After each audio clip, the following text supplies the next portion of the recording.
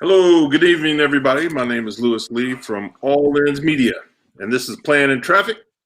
And we do this every Thursday night, 9 o'clock Eastern Time. So if you have any automotive questions or stories you want to tell us, please feel free to jump in the chat room and let us know what you're thinking. We got Brian and John in the house. We're waiting on Ray. He should be here anytime soon. We got the fellas in the chat room. So anybody on YouTube, if you can like, share, and subscribe, that will help us out, help us stay out there and, let people know what we're doing. What up, fellas? What's going on? Just hanging. Another day in the neighborhood. Hey, and another week. Yeah. I was at work the other day, and a guy was telling me I was telling him that I was going to do a dash swap in my Cadillac. So I'm putting a 2002 Grand Prix, interior, dashboard, the whole setup.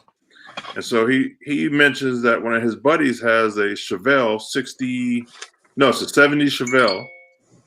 And he had his swap done somewhere here in Akron. And I was like, man, I've never seen the car. He said he had the car around town. So yesterday I pulled into the dollar store and he's there, this guy. So I'm looking at his car. And I'll tell you what, man, they did an incredible job on this car. That's cool. What year into what do they switch into it? What do they put in? They put a 2008 Malibu dashboard and he said there were Camaro seats of a new Camaro. Dashboard, the center console, everything, the gauges, heat, it all fits in there. Wow. Yeah, they did a really good job. How do they get that stuff to work? It's a hustle. Well, remember we had Stitch by Slick on here. He's killing them down south. He's got a 1.5 year waiting list to do those interiors. Yeah. Yep. And this guy, he did everything right. He had the LS in it. He said it was a third motor. Some guys beat him out of motors, and so he finally got the right one in there. He had the big brakes set up on it, air ride, mini tub. It was really nice. They did a good job. That's cool. Wow. Yep. He had a lot of money in it, and he said he had to bounce around because people here in Ohio, they build some nice cars, but they ain't like the California cars or the down south cars that really put some stuff into them. But it was really nice. Back in the 80s and 90s, out of Ohio, that group called the Rat Pack.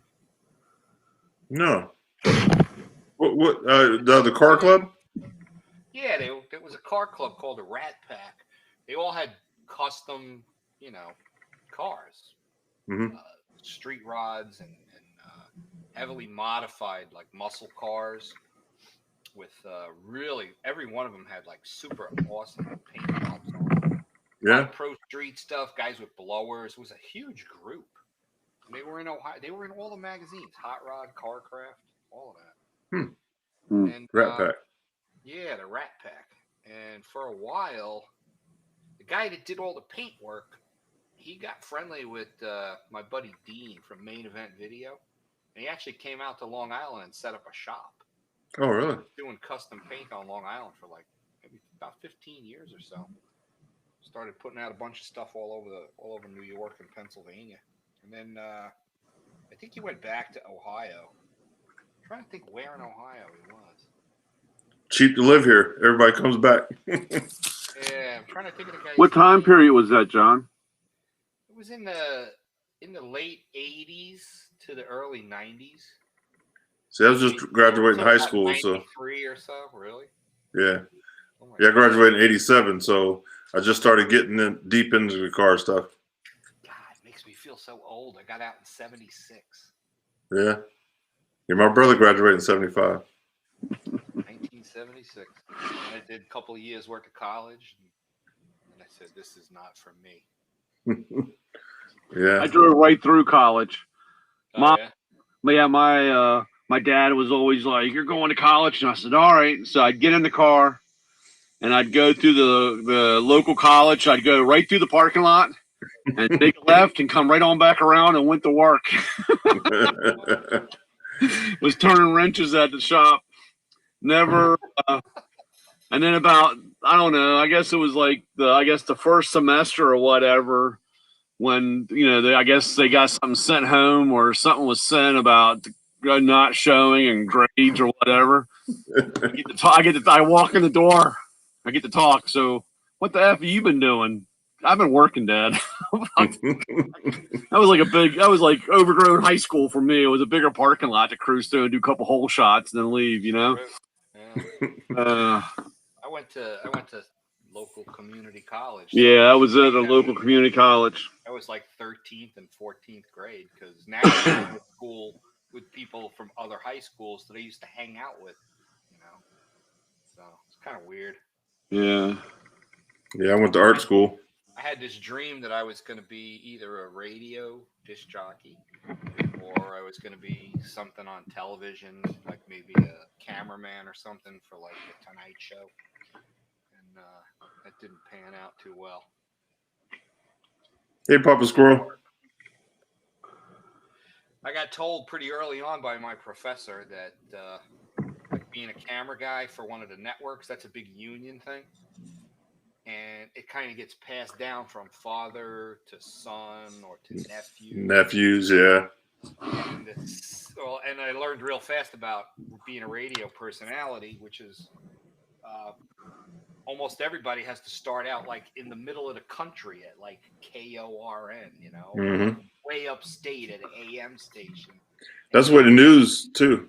And you got to work your way back to a big market like New York or LA or whatever. And I'm like, that's okay. I'll just become a race car guy. Yeah, the newscasters are the same way. They work their way to the big cities. Yeah. So well, I went to art school, right? And when I graduated, Steubenville, Ohio is where a lot of China comes from. The China plates and Fiesta ware. Right. So I went on a couple of interviews. They sent me on interviews down there, and I'm in the interview at I forget the name of the company, but they made high end. I would have been making the designs for the plates, the graphics.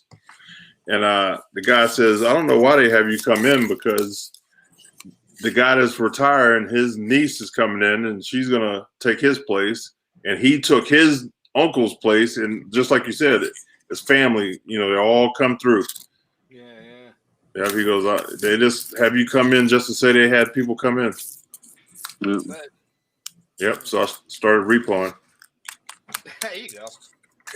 Yep. I got a friend. I got a really good friend. He's a repo guy up on Long Island. This guy's crazy. Yeah. I'm waiting to get that phone call. He goes into the hood in the middle of the night. Well, grab stuff. Yeah, I used to go like early in the morning because everybody sleep. The hood dudes, they go to sleep in the middle of the, like 4 or 5 in the morning. So 5 o'clock, I'm hitting them. Yeah, he's got a couple of trucks. He's got them kind where it's like a tow truck, and he could just kind of self-loader. Mm-hmm. And it just swings around the tires, and he grabs it and rips it. Yep. And this guy's he's built like a brick shit house, and he don't care. If you could have a front wheel drive car. You drag it down the street. And it's on the driveway the wrong way. He'll drag that thing. He'll jump out. He'll strap to a the chain so it don't come off. Yeah. He will drag your shit down the road until he can get to a point where he can flip around and tow it the right way. Oh, yeah. He don't care, and he carries like 3 guns. Yeah, I've done that several times. I've dragged cars 3-4 blocks, sparks flying, tires squealing. Unbelievable. I had one of the gas station I worked at. The guy that owned it, they had a guy that was an old Dodge Dart, and he didn't pay his bill. And he told me he was going to come get the car, and the guy, basically told him to go fuck himself and hung up the phone on him. So, and I was a big guy for a kid, and he's like, Brian, you're coming with me. And I'm like, all right, whatever. So we jump in the tow truck. We're driving down the road. He goes, you ever snatched a car before? And I said, no. He goes, well, you're going to learn. So he hands me the chain and the hook. And he goes, look, we're going to drive right up there, and I want you to throw this thing up underneath there and just pull it. And whenever it grabs on, you put it on the boom. You wrap it around the boom and jump back in the truck. And I'm like, all right, whatever, just going for the ride, So we get down there and he starts to slow down. He goes, there's the car. And I'm like, okay. Well, he doesn't stop. I'm thinking that he's going to stop, So I open the door and he's still moving. I said, are you going to stop? And he pushes me out. And I run over there and I just throw the chain up underneath the front, pull it, and it goes right into the radiator and everything. It's hooked in there. I wrap it around the boom and he's still moving. I'm like running along the side of the truck, and man, when that thing hooked, he was gone, man. I'm like trying to run as fast as I can to jump back in the truck. And I get back in there, and Jim was a funny guy. He's the only person I know that could smoke. He smoked Pall Mall 100s, and he never flicked the ashes, and they stayed perfectly. And he would talk to you, and this thing's just I felt like holding my hand out to catch the ashtray, the ashes, and he's laughing in the truck. This big old smoke thing come out. I said, Jim, why didn't you stop and let me? He goes, man, that guy came out shooting. He's going to shoot you first. I tell you, man, that was crazy. We dragged that car all the way down Georgia Avenue. Oh, what a mess. Yeah, dude's nuts. Yeah. You gotta be nuts to do that. No, it ain't that bad. I used to go to the trade show down in Orlando, FILAR they called it. It was Florida Repo something. I don't know what it stands for, but I meet all the guys from all over the country who go down there. And I met the guy that invented the self-loader. And he was telling us the story. His last name was Miller. And he ended up selling it to Dynamic. Dynamic is the name of the company that does them now. But he was telling us, he said, one day he was repoing a car and a lady came out and stabbed him. So he said, man, I either got to find another job or figure out a way to get these cars without getting out of the truck. So he said he took his tow truck and he cut holes in the bed of the truck and ran cables to the back, to the arms. And he said the first time they did it, he backed up and his buddy started pulling cables. And he said the lift dropped down and then he pulled another cable. The lift went around the wheels and he pulled another cable and went back up. And he said they got down the street and they couldn't even go anywhere because they were laughing so hard that it worked. Wow. Yeah. So he invented the self-loader tow truck. Yeah. Yeah, that's crazy, man. But man, a lot of guys went down there from all over the country. We would meet every year, and I met a lot of nice guys, man. Some real heavy hitters too, big dogs. Yeah, all the guys that were on those TV shows, those repo shows, they were all down there in that organization. Yeah, it was pretty cool. Yeah. What was that? Something lick towing or something like that? Some dumb show they had. Oh, that lizard lick. Lizard lick towing. You can't tell me that show wasn't scripted and staged. Yeah. A lot of that stuff, man. Most people know you're coming to get their car, so they either have it ready for you or they hide it. So most of the thing is finding the car. You're searching like a detective. Yeah. And I did it for 17 years, and I only had a couple of problems. A couple of people pulled guns, but I was like, okay, I'm sorry, I'll leave you alone. But I'll catch them a couple of days later at the grocery store. Yeah. You end up getting them. Yep, it wasn't bad. They pull a gun, you got to pull a 44. No, well, back then I didn't have my permit, license or anything, so I didn't carry. Yep. Got to pull out a big dirty Harry gun. Yeah. I don't want the car that bad. You can have it. Yeah, here's some lunch money. Yeah, I got a neighbor that I knew, because every once in a while you see his car in the backyard, and you knew what was going on, And, I used to have this tree at the end of my driveway that kind of blocked, like I said, from the road or whatever, coming out.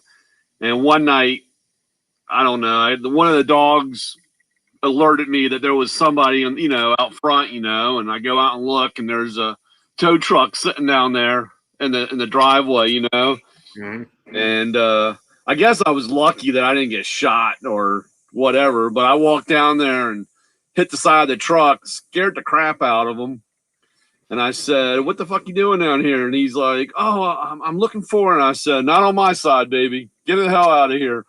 you know, and he went down and hid down in the bushes. I know what he was waiting for, but like I said, they had the car in the backyard, and you can't believe what people will do with their cars, man. Yeah.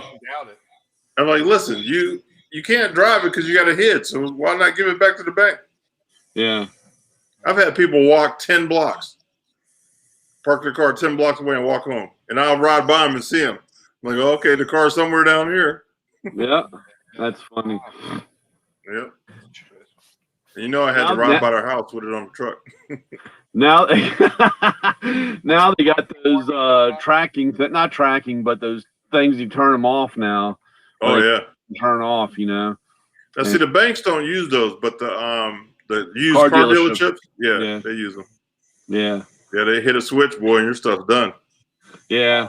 Yeah, they put that little tracker deal in your car. Yeah. Well, they made it so that if they turned it on, it could not turn the car off. It would just not restart. If you turn because they didn't want it to turn off while the guy was in traffic or whatever. Right. So I actually had one guy, it was a customer of mine, that the car would run all day. He would just leave it, you know, he knew he was late, and so he just never turned it off. Keep gassing it. Yeah, I mean, and so I'd go by it was there the other day, Monday, and I walked by cars out there running, and I was like, "Hey, dude, the car's running." Oh yeah, I can't turn it off. People figure it out, man, don't they? Yeah.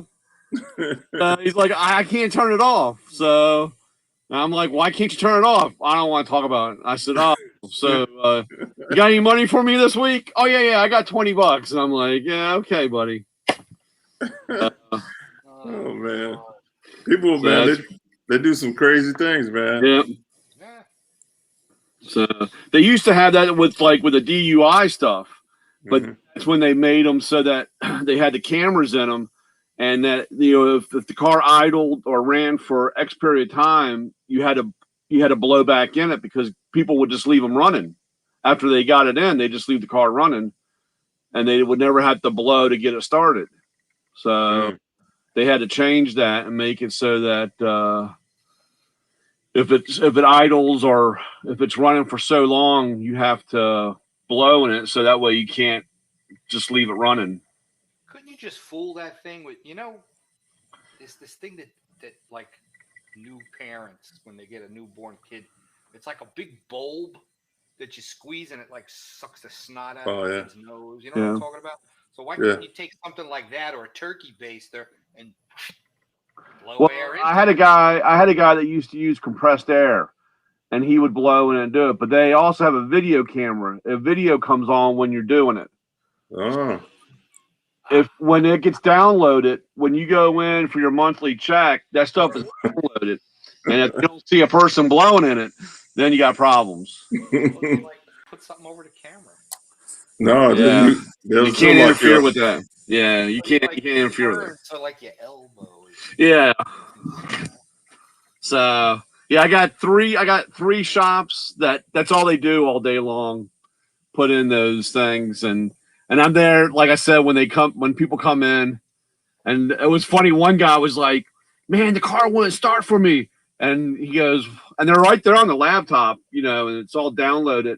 And he goes, was that the other night, like at 3 a.m.? He goes, yeah, man, I couldn't get home. The car wouldn't start. I think you did something. And it shows a blue, like, you know, a 2.0 or something. And it was like, dude, you were drunker than a skunk. The thing ain't going to start. I think that thing needs to be calibrated. Yeah, it's being calibrated all right. Only had one natty light. Yeah, one bow. One bow, that's all. That's funny.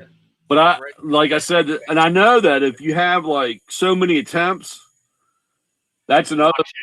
Yeah. Well, it locks you out, but then it also tells the judge that you have a bigger problem. You know, all that stuff is recorded and downloaded, and so I don't even know why people try to think they're going to fool the system or get away with it. It's crazy, man. I pick a lot of people up on the bus that are on probation, and they're always going back to jail. Yeah. Oh man, I did 6 months. Why? Well, I didn't show up as a probation officer, or just stupid stuff. Got caught driving. You know, I got suspension 5 times, 20 times. Like, dude, just follow the law. You know what I mean? It's easy. It's not that hard. Yeah, it's crazy. That's what I always say. You know, it's not that hard. If I have stuff to do. I can't be sitting in jail. You know what I mean? Yeah. I got stuff to do. I got toys to go play with. You know what I mean? I can't be in jail. Time for that stuff. Easy, Jim. Easy.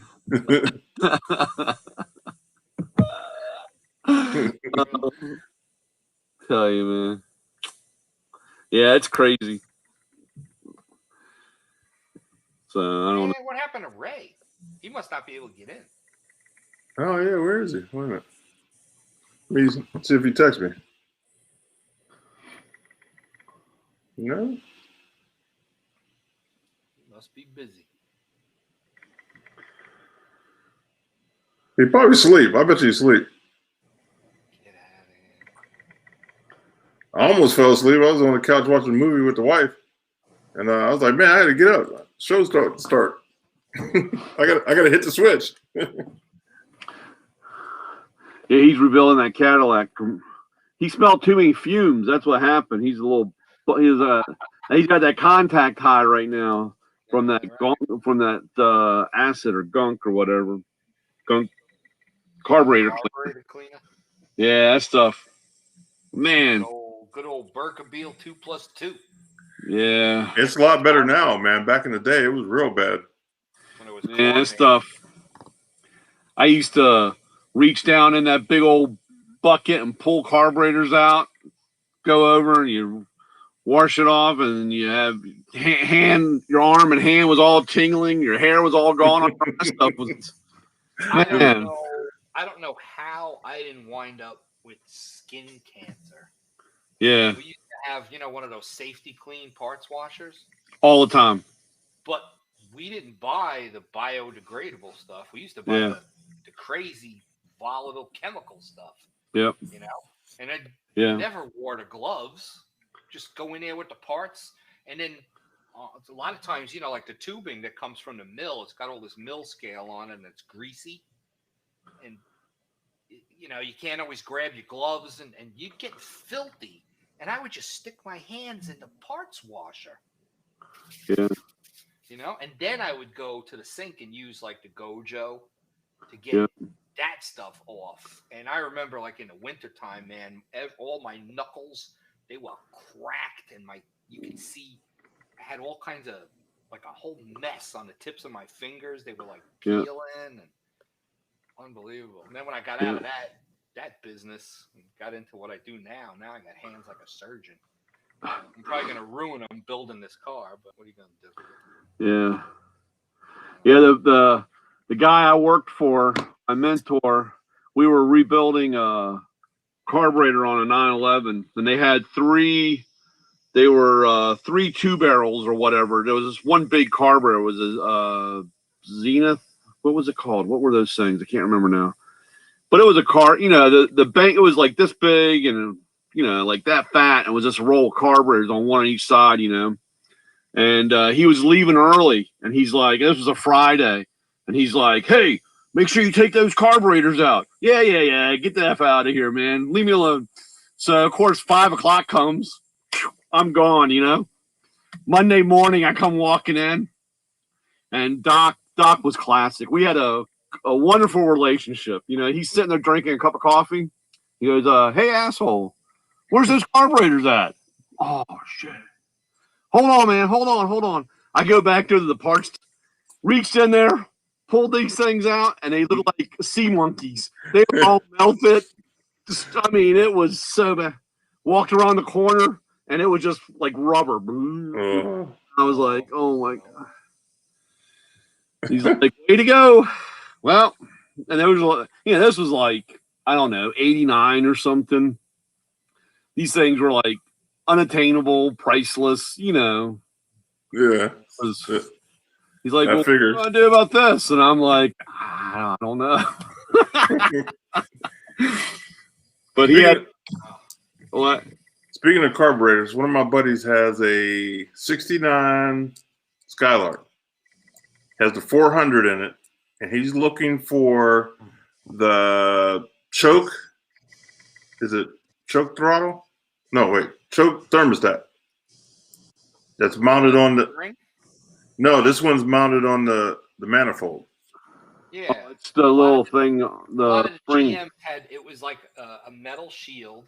Yeah. And it was a spring, think of like a watch spring that was curled around, and then it went up and attached to the linkage for the butterfly, the choke butterfly. Yeah. So when it was cold, that coil would shrink and it would close that butterfly. Then when the manifold heated up the coil, it expanded and opened the butterfly. Yeah. That was real common on a lot of GM stuff. Chevys, Pontiacs, they all. Well, you had that. can't find it anywhere, and I guess they're real expensive if you do find one. Huh. So if anybody knows where one is, Spring let me know. Made out of some sort of bimetal. So I'm sure Ray's got one. No, I hit him up. He said they're hard to find too. I knew Really? he would have one. I was like, oh, Ray. I'm like, let me call Ray. So I texted him, and he said they're hard to come by. Wow. If Ray don't have it, nobody has it. I had to go out and look at my old shed. I mean, look in the one shed. I have a whole bunch of, those, remember, well, they're the metal parts cabinets that were in the shops, the Neoff and TRW ignition pieces and parts or whatever, Yeah. And one of the gas stations I worked with, the guy was like, man, get rid of all this stuff. We don't even use any of this stuff anymore. And man, I took like 8 of those cabinets home filled with stuff. Who knows what I got sitting back there? They've only been probably have a brand new one sitting in the box back there. Wow. Caps for like slant six Dodge Darts and all that stuff. Oh, yeah. Hey, you better hit it and put it on eBay. Yeah, that's all right. eBay's a pain in the butt now. Yeah, you know what the new thing is? Facebook Marketplace. Yeah. I buy and sell a lot of stuff on Facebook Marketplace. It works out real well. Yeah, I buy a The lot only of stuff. problem, the only problem I have with that, I know as soon as I get involved in it, they're going to find a way of taking my money, taxing me, feeing me, or making me, 1099 in me. So I'm not even going to worry. I'll save you. I'll let you guys make all the big money because as soon as I get involved, That's it. there ain't no more money making in it. Yeah. What bothers me is the stupid questions people ask. Yeah. Oh, yeah. I could put everything. Available? Yeah, I can put everything about the piece, and they'll text me and ask me the same stuff as in the description. Yeah. And it just burns me up. Nobody reads. Yeah. Or the shady meeting place. Like, I want you to meet me behind the Safeway at 10:30 at night. I don't think so, buddy. You know what I'm saying? Like, yeah, I'll be there. Wait for me. Yeah. I only made one mistake. I made one mistake. I had a guy meet me at the house, at my house, Mhm. Oh, yeah. Dude, I thought I had a friend for about 6 months that I couldn't get rid of. Every time I turned around, that guy was pulling in and, hey, do you have this? And hey, you used to work on this, and you sell this? And I was like, dude, this isn't a friendship. We're done.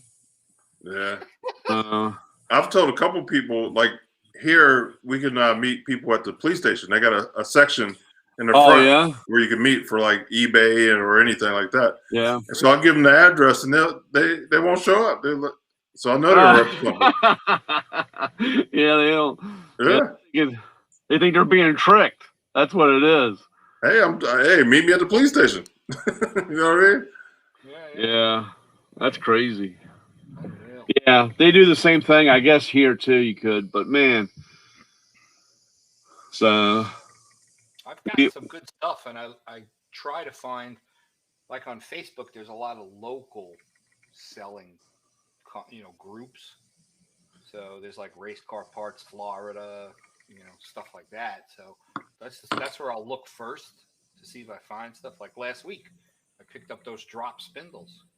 And the Yeah. kid was right there in Sarasota, and I was going to be in Sarasota that day. So, bam, worked out perfect, And he came out. There they were. Just what I needed. Paid him the cash. See you later. Bye. So, works out good. Yeah. Ray said he could see us, but he can't get in. Wow. Oh, Ray, he's let me knocking, see. but no one's answering the door. Send them another link. Yeah, that's the only thing about this service is I gotta send a link every week. Yeah. You need to talk to them and find out why. They said they haven't got to that point where they set it up yet. Like, dude, you're kind of behind. That's crazy. All the other I ones was having all that problem. I was going to that link when you sent it to me, and I would type it in and get it all set up on the computer, and then come back, and then when I would hit to like refresh, it would tell me it was over with. Oh yeah. So the link was So- showing you something that was from the week before taped. Yeah, I don't know. I've Right, had that. so- I tried to use like if I tried to use the link I used last week, Yeah. it would have taken me to last week's show. Mm-hmm. Yeah. Yep.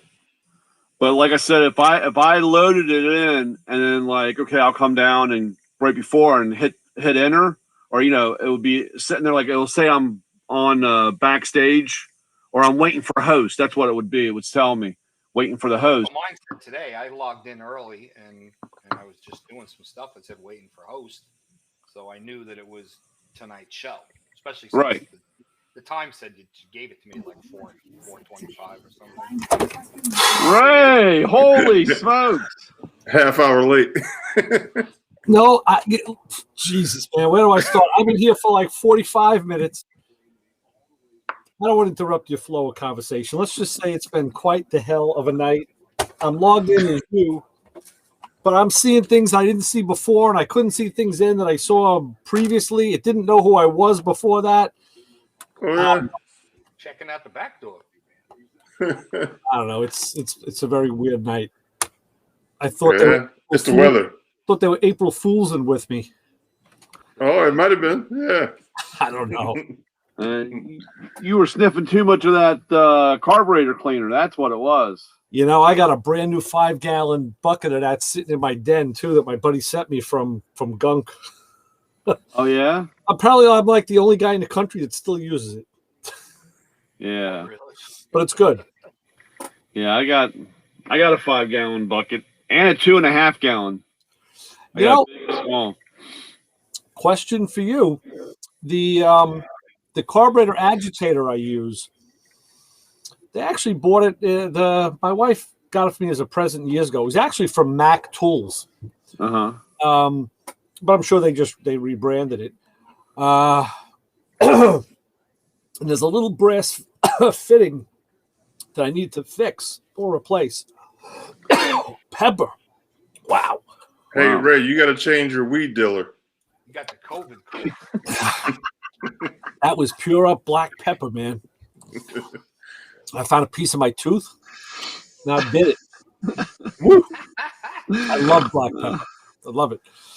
But yeah, there's a little piece, little airline on that agitator, and all of my brass fittings are, standard size stuff. Even an oil pressure fitting is too big. This thing has a really small threaded end, and I actually tried to like silver solder it back into the brass piece, but it didn't stick. So Yeah, I don't know. just need a model number. You have there's a part number or a model number on it. If you can't change the fitting, can you open up the female part with a different tap? Well, what it is on the by where the regulator is. This brass piece is, I guess what it is. It's got a little valve on top that you can push in. I think it's maybe a blow off. It doesn't make sense for it to be a blow off. I'm running the thing at only like 30 psi. I was actually thinking about just running around it, see if I could hook it up without it. It's a really specific little part, but yeah, I don't know if that thing has a model number on it. It should have if you have a Mac, if you have a part number, I can switch it, or a model number. I can go through our catalog. I don't know if You know what it was on the actual machine. The head of it is is the agitator. And it just had like a Mac Tools decal on it. Well, you know what it looks like. It's that. Yeah. Yep. So under that red top is where the motor is. It's really like a windshield wiper motor. That motor has information on it, but it has nothing to do with Mac Tools. It's the motor. So I'll take another look tomorrow. I'll see. Yeah, give me if I get some kind of a part number, they'll at least point me in the right direction. And as long as they're still around, I can still order any parts. Yeah. Okay. Good. That'll be good. Lewis, in one of my sojourns in and out of this alternate universe, I heard you talking about your friend's choke. Believe it or not, you guys were all on one side, and I couldn't join. So, what happened with that? We're still looking, but I gave him the information you sent me for the electronic chip. Electric, yeah. Yeah, so he's probably going to have to go with that because nobody can find it. On a Quadrajet, yeah, most of those carbs used. I heard John talking about it. It's called a divorce choke, which the coil. It's a spring that sits in the intake manifold and heats up and moves the rod. Some of the later Quadrajets had it mounted in the side of the carburetor. It was actually I remember those. Yeah, and the electric choke just takes place of that. Yeah. But I told him to go fuel injection, but he kind of the car is really nice. He paid a lot of money for it. He bought it already done. Then the carburetor, I was like, dude, just put electronic on it. I mean, fuel injection. Yeah. You just got to run a return line and a couple wires and a duct tape. And a pump. You need a pump and regulation. There's a little bit of things you got to do. Sensor. There's a boatload of stuff. I don't know. I'm still not sold on that. John, your volume is really low. Is it? I got you. I'll turn it up for you. I think. How are you turning his volume up? If you're in, you see everybody on the side on the right. Yes. All right. If you look down the bottom, you'll see little dots next to the speaker. I see network connection. I don't see dots. Yeah, you can slide the volume up. There you go. I got it. Yeah, it's the lower bar, right? Yep. Better now? Yep. I got you up to 102. Yeah. That's better. Now I can. All right. So when I changed the tank on the Cadillac, I figured I was going to go fuel injection sooner or later. So I ran the return line and I put the fuel pump on and everything while I was there. So just in case I switched or if I swapped to LS. I did the same thing with my car, not thinking of LS, but I had when I had the tank out and I had it gel coated, I had him run a return line for me just in case. And I had him put a drain in the bottom. So if it ever sat again and I ever had to do it, I could just undo the plug and drain it because that's a good idea. Yeah, I'm sick of draining gas tanks. I should have did that. Yeah. Why don't you tell me that before? Sorry. Having a drain. Just drill a hole in there. Don't worry. Yeah. Yeah. Don't worry. Still have time. Yeah. What's his name? David from David Hayes. He sent me the carburetor spring return. It's pretty slick. Oh, you got one too, didn't you, Ray? Yeah, I'm using it on my car. It's really nice from Hot Innovations, right? Yep. Oh, the compression spring. Right. It's pretty nice. Right. I got to get one of them for the car I'm doing. Very nice. Definitely. I want that. Easy setup, and it looks good. Yeah, it looks good sitting there. I need to buy the cable from that bracket that goes down to the shifter, or not the shifter, the foot pedal thing. Yeah. I need to buy that. Yeah, I already had the low car. I already had the low car gas pedal in the car, so I was ahead on that one. Yeah. But low car is the one I used on a Camaro. They're great. And what I did was I bought one that was longer than normal. Yeah. So you can cut it to length. That way I got it around all of this. Because the 67 Camaros, they used to have like a hard linkage. that Mhm. came Right. through the firewall, and the arm moved, and then there was another piece that went to the carburetor, and that's not going to work with that fuel injection deal. So I had to go to a cable deal. So I was able to modify. He didn't want to use an aftermarket pedal. He wanted to stay with the stock pedal. Oh. But it was easy for me. What I did was I just welded I rebent the top part of the pedal, and I welded a tab. And then, Right. it uses like that universal joint deal. Yeah. The cable. So that was a walk in the park on that part. The hardest part of that job is, and I got to do this all the time, is getting in the car and getting into the well to work on the gas pedal. It's like, Well, I had no seats in the car, so it was walk in the park. Oh yeah. it could have been a walk. Maybe it was a crawl in the park. But it still sucked. Come on. Yeah. And you're not, and John, you're not that little. Just That's what I'm saying. there. I have trouble with it, so I'm sure you do too. Did you? I'll find the link. Rocco sent me a link that he found, and he was like, "Dude, I found a tool that you need. It's a board. Think of a creeper without wheels, and it's got an adjustable leg. So you got your car jacked up. You take this board, you lay it on the rocker panel, and then you adjust the leg so it's level. And now you're laying on this like gurney, and you can work under the dashboard." Brian, show it, man.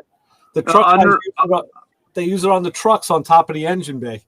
Mm-hmm. Yeah. But no, it's an under dash creeper.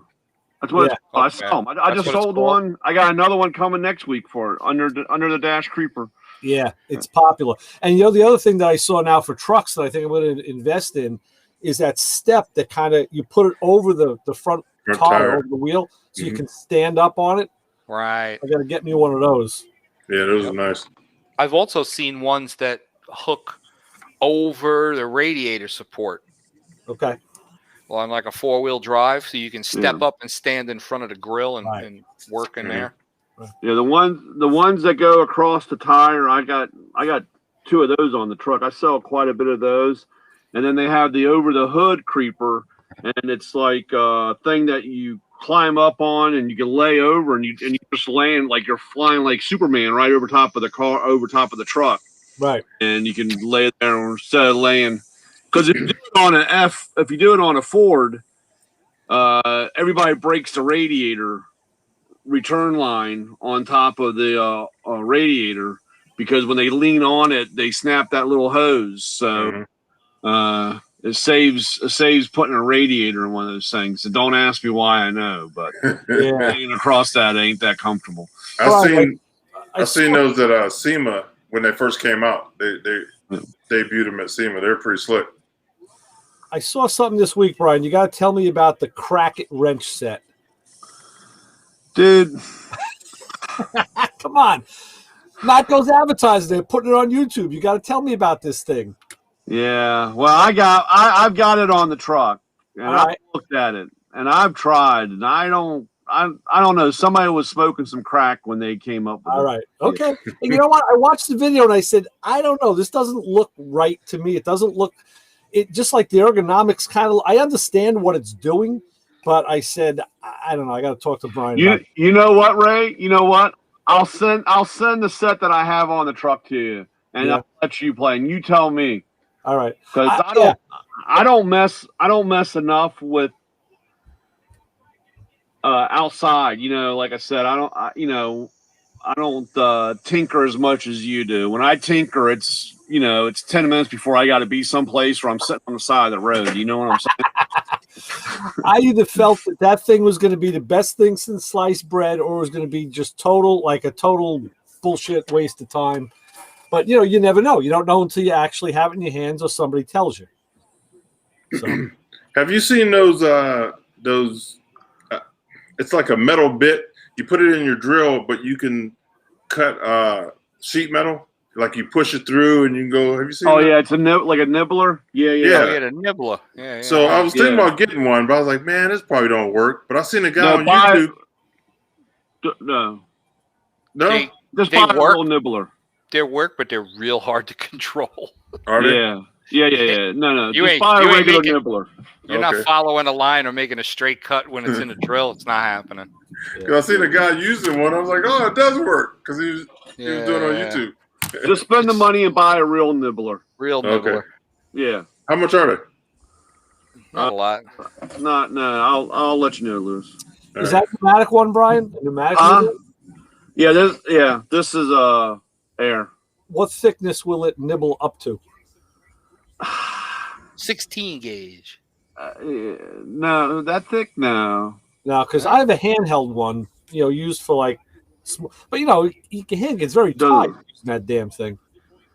Yeah, I have to look it up. It doesn't say. But think mine yeah, does. I tried one of those things you're talking about, and it's Mhm. Terrible. if you were just going to cut a chunk off a side of something, but this detail stuff, no, Yeah. ain't. No. no, that's trick. That's done by smoke and mirrors. The only Okay. problem with that air nibbler is that flat piece behind a bit that supports it. It makes it so that you can't make a very tight radius curve. Oh yeah. Yeah, I you guess have you to be gotta come real. at it in stages. Well, you got to be Yeah. real generous with it, when you're making Yeah. it. It's a pain in the Yeah. neck. And, I wanna run something by you guys because this is I realize these things like a day later. It's gonna get me killed. It really is. The caddy we're working on, we got it running the other day, and it's cool because it's it's a 429 and it doesn't have exhaust on it yet, so it's just open exhaust manifolds. So we almost died in the shop from the fumes and the noise. But anyway, so I had the motor all set up, and I'm bumping it with a bump starter just to see if I can get it to fire, fart, kick, or something. And wouldn't you know it, just went vroom and started. And I was like, wow. So, we're like, oh shit, we both were kind of thrown back. Hit it again, start it, bring it right up to 2,500 RPM because now you got to like watch all the fluids, break in the cam, make sure nothing's on fire. All that stuff you got to do at once. And you can't hear because the thing has got open manifolds. But what I realized, I did tell the guy who owns the shop, I said, all right, so we basically just disproved everything they do on TV. We had a motor set up statically, and when it had enough fuel and compression, boom, it lit and it ran. That's what they're supposed to do, right? Mm-hmm. I said on TV, of course, they're always 180 out. They got a full distributor, all for TV, They right? do that on purpose. I know. I'm saying if you know how to set up an engine, that's how they start. They just That's fire. the thing that just pisses me off with this stuff. Me Even too. like what's his face, that guy out in Utah, Ken Diggett. Yeah. Those dudes can never get a motor to start first hit. Garage And I'm like, Squad's another one. Really? It's You know, always what's let's pull the with you distributor guys? You're out. always- Joe. You're always 90 degrees to 180 Yeah. degrees off, and I'm like, why do you want people watching the TV show, and a lot of them don't know anything, to think that you guys are assholes? Well, I think Why do you want to do that? I think what they want people to see is that they're smart enough to fix it. But I don't see it that way. no, but I'll tell you something. The thing that really pisses me off is they'll tell you how they just got the engine from the rebuilder, and like, wait a minute, this guy didn't run it or nothing. I mean, it didn't static time it. Come on. So anyway, you got this car running at 2,500 RPM, and it's a train off the rails. That night, I'm in bed. I'm going to sleep. I'm thinking, wow, you know what? We got the car on the lift, but I had the wheels down on the ground.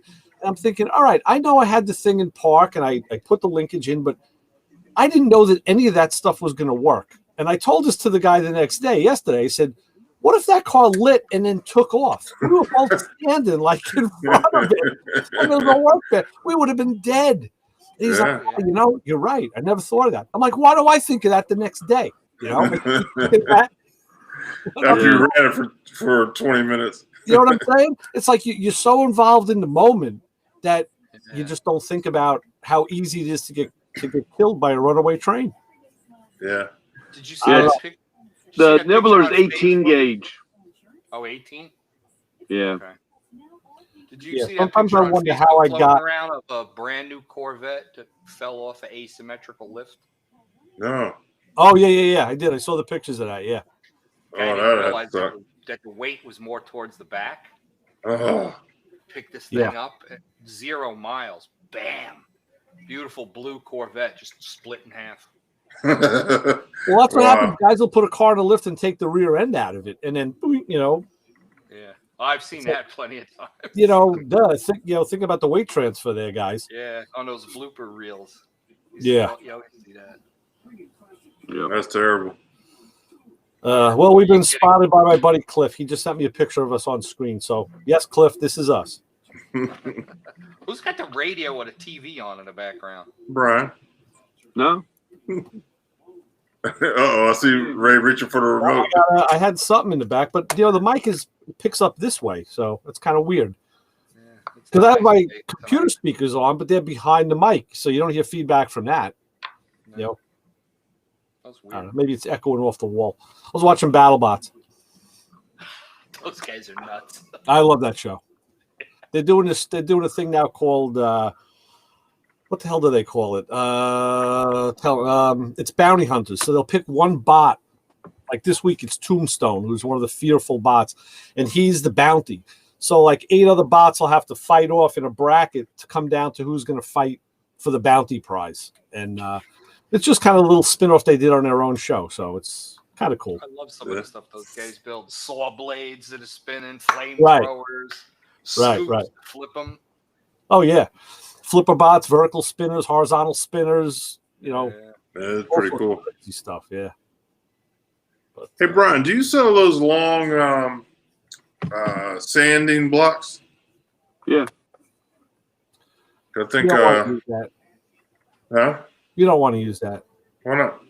It's too much work.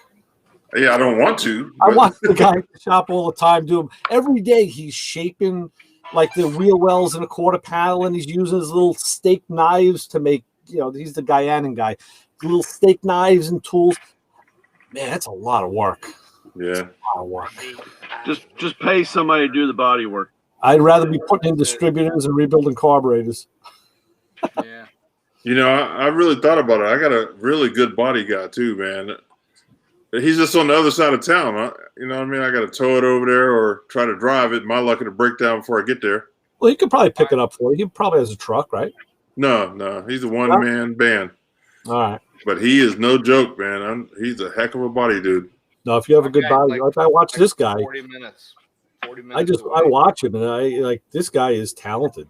He's plus he's short and he has small hands. So when I get stuck, I can get him into, and I'll get him into small places.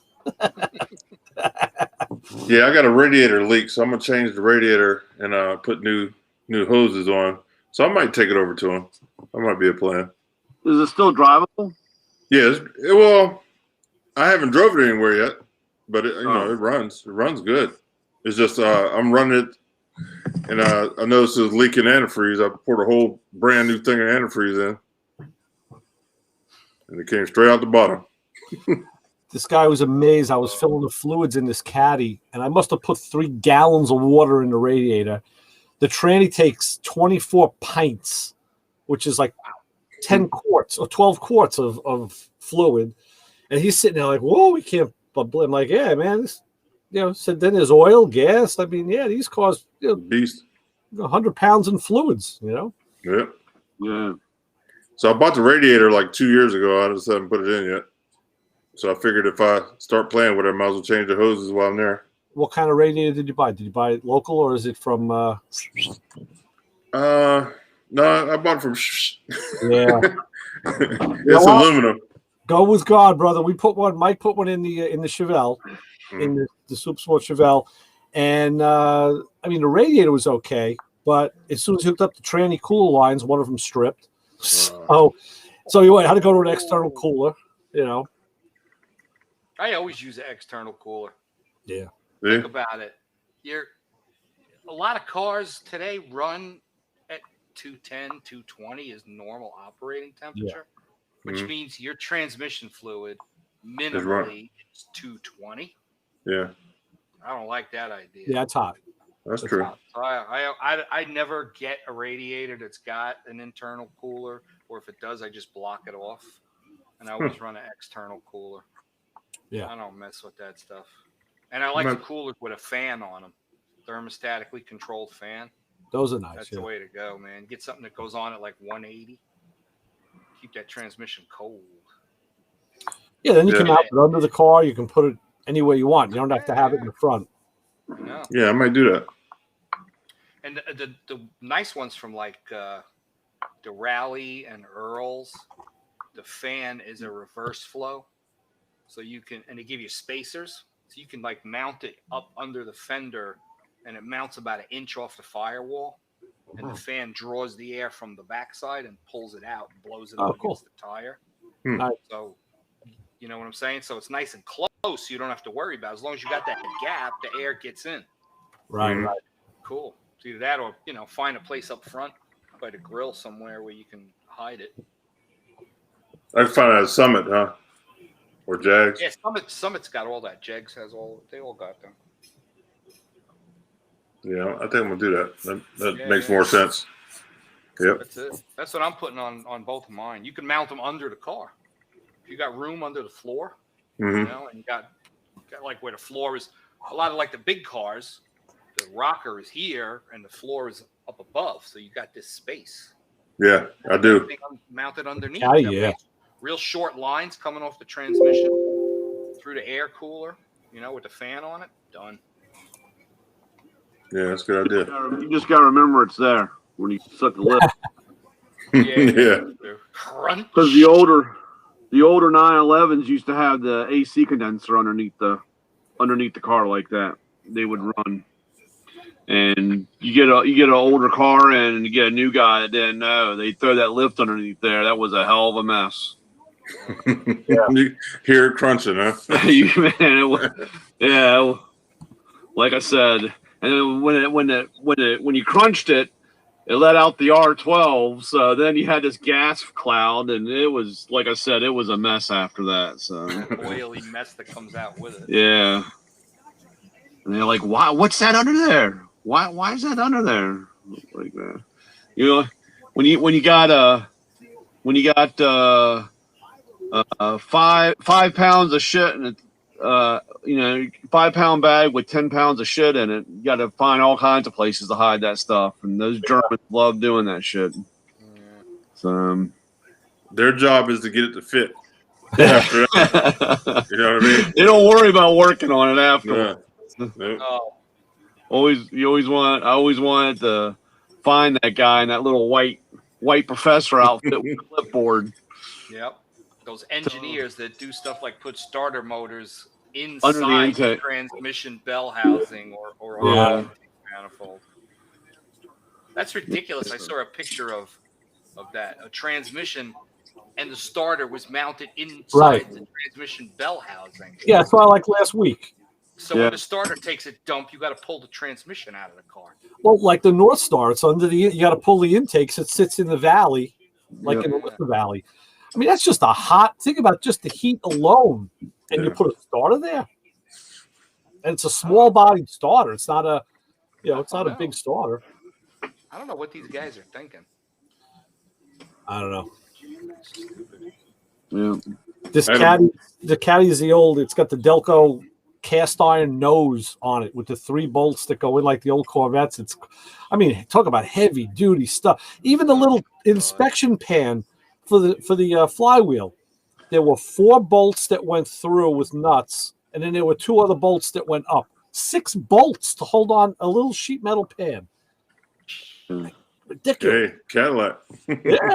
Oh yeah. I noticed when I was putting the tank in, I noticed that it had the adjustable air ride thing on it. The leveler. So it's been sitting in my driveway for a year now. I noticed it sagged down. So that means that thing was working because it was sitting level. Right. I didn't think it was working. I was going to scrap it, but man, it's sitting there working. Yeah. Yep. The car it's pretty clean inside under it too. I was really surprised. That's good. Well, if you think of it, a lot of older people that had caddies, it's a lot of them didn't drive too much in the snow. They just leave the car alone, wait till the roads are clear.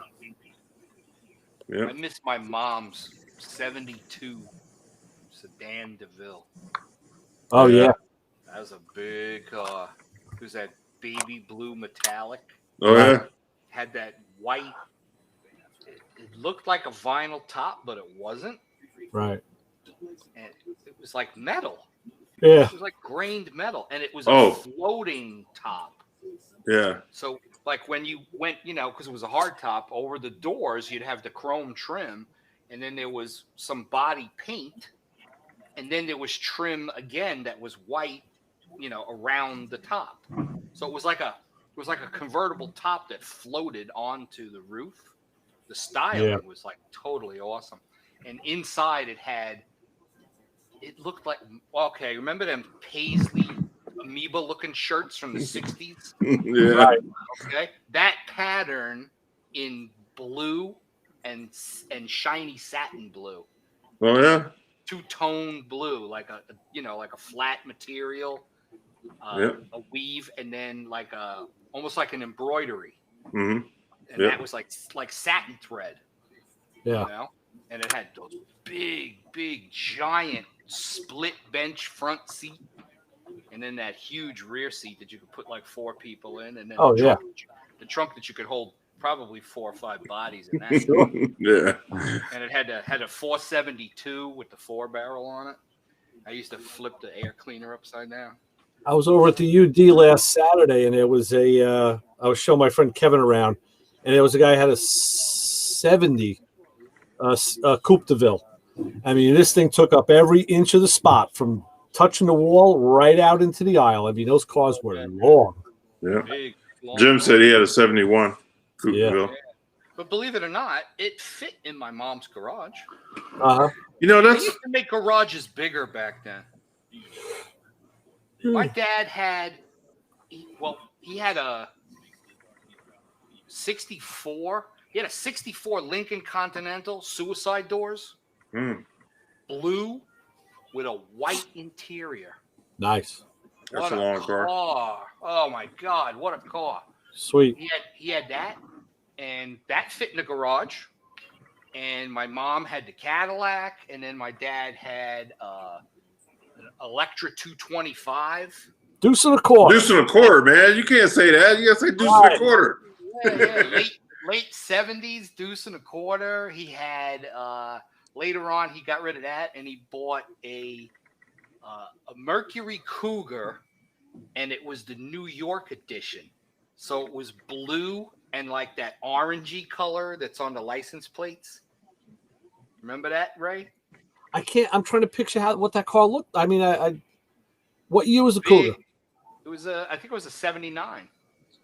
Okay. 39. Big long Cougar. Oh yeah. It was kind of like Long nose.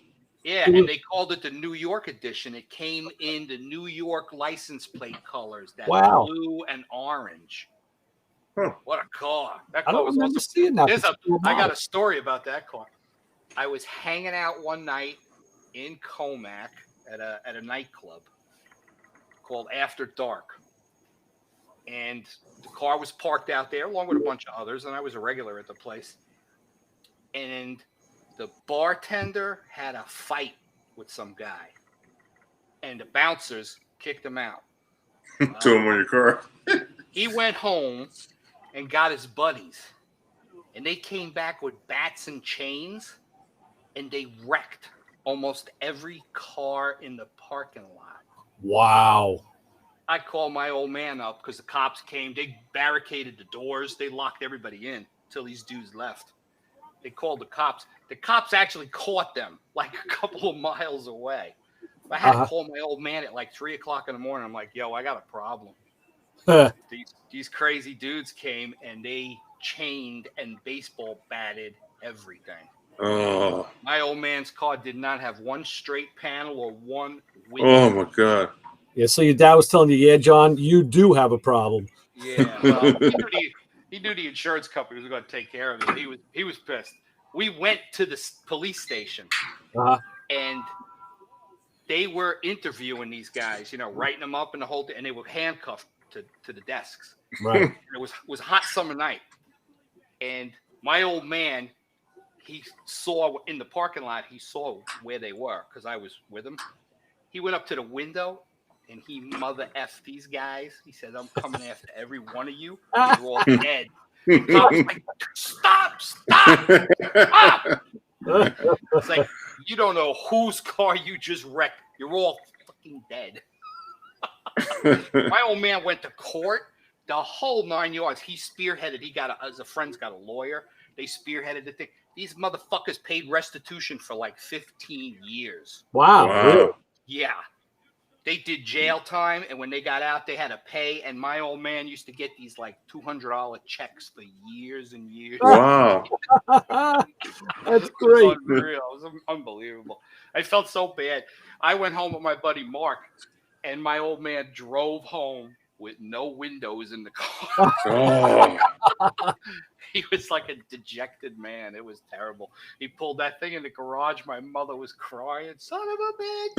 You gotta go out and get drunk. What the fuck is your problem? Oh, what a mess. Oh no.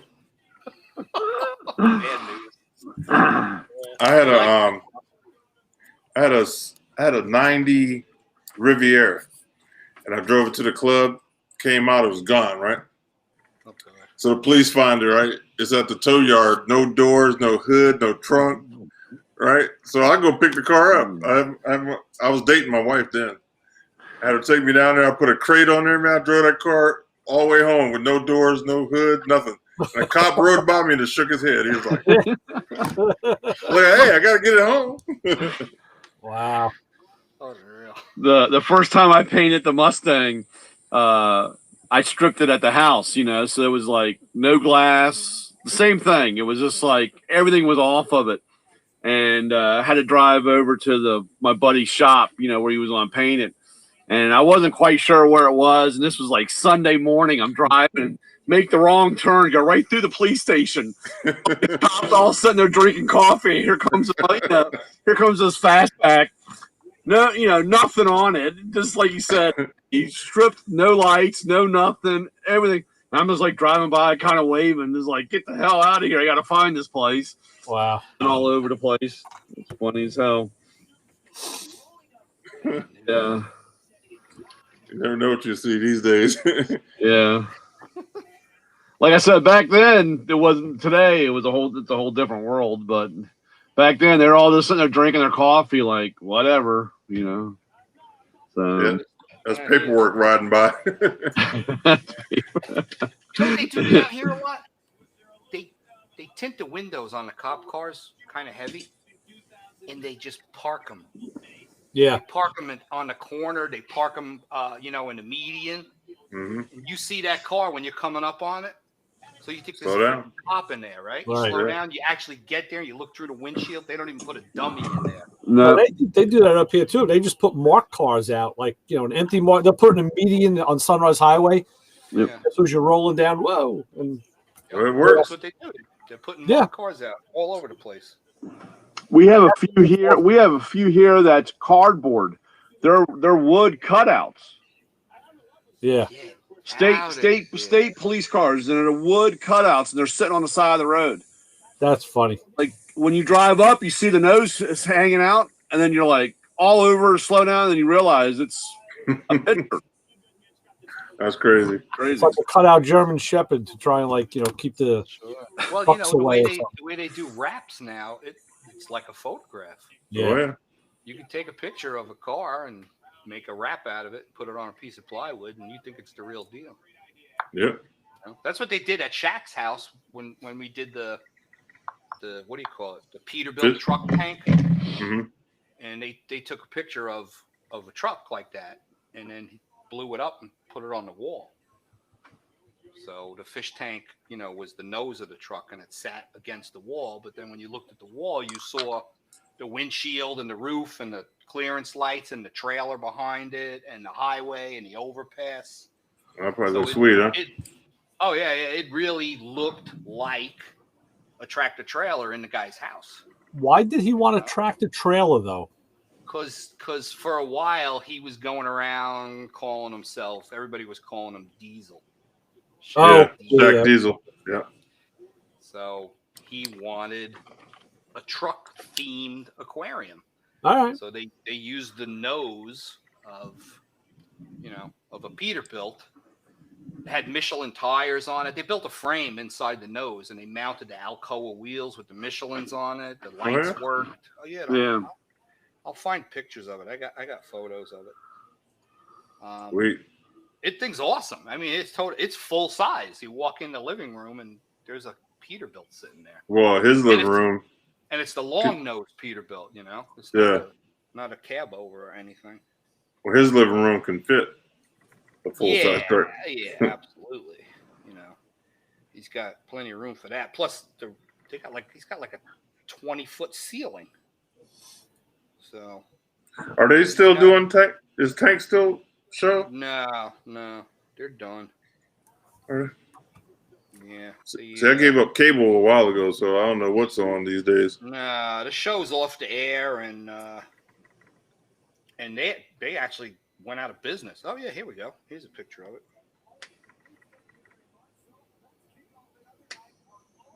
Oh yeah, that's pretty sweet.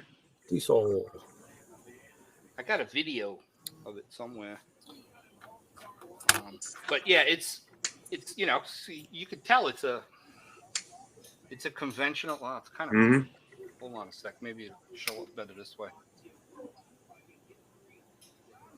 Oh yeah. Oh yeah. And you can see the wall. See above it and next to it. It's it's the actual. They took a photograph. Yeah. Now, how much of the hood is there? Like, it's the whole nose of a conventional, front end. mm-hmm. And what would normally tilt. So on those Pete's, the whole front nose and the front fenders Tilt would tilt up. So they took that nose, built a frame underneath it, put casters on it, and where the radiator would go, and the engine actually, is where the fish tank is. Okay. So when we have to service it, there's a plug that we unplug from the wall that would make the lights and the air horn work. And we just grab the nose and drag it forward about 8 feet. Now you have complete access to the whole aquarium. Is that like a 100-gallon tank or something in there? Yeah, it's around 190 gallons, almost 200 gallons. Yeah, it goes 200 back gallons. pretty deep. Yeah, Yeah. It's pretty deep. So yeah, it's pretty crazy. And he just got goldfish in it, right? No, it's got saltwater fish. It's got a small eel. It's got a trigger. Some other weird stuff. And then he's got a tank down the hallway that's a giant triangle. It's about 800 gallons. Really? And it's done in an Egyptian theme. And what they did was they used CNC machinery to router out the trim and the cabinetry. Mm-hmm. So they actually put in like hieroglyphics, and they created a hieroglyphic of Shaq like jumping and dunking in a basket. Yeah. It's like a cartoon looking kind of thing. So you're looking and you see the kind of stuff that you would see in Egypt, like the ankh and the snakes and all of that. And then all of a sudden there's like this little Shaq dude putting it in the basket. So if you're not watching, you go right past that, So, and that's triangular shaped. And then there's 6 King Tut hookah pipes that sit on a ledge. Mm-hmm. And the jaw opens up so you can put your stuff in there and you light it. And then it's got the hose coming out of the head. Wow. Because you like to vape a lot. Yeah. I'm sure they put other stuff in there too. And in that tank are these 2 gigantic eels. There's a green moray eel in there that's like 7 feet long. Really? And then there's a spotted tessellata eel. And we have to go there every week because he's never around. And feed the eels. We go every week to take care of the tanks. And here's something funny. I made a post a couple of years back when he came online. And I'm like, it's so cool when every month when you get a check from. Yeah. Nice. Yeah. I'll go to deposit that check, and the girl at the bank be like, "You got a check from Shaq?" Yeah. He's my buddy. What do you mean? You get to hang out with that man? I'm like, yes. So, pretty wild. Hey, today is the Parisi's anniversary. Oh, is Yep. it? I saw that. Oh, yeah. 21 years, I think she said. Yeah. I had to hit her on Facebook. Yeah. Hey, Ray, are you in here as me? Yes. Okay, well, I'm jumping ship. All right. See how long it lasts. How long did you guys stay on last week? We stayed Last on week it worked. like another hour or so. Yeah. We stayed on till we got tired and said, "Oh, I'm going to bed." Yeah. It was after 11. Hold on a second. Here, I'll show you here's a video of the eel.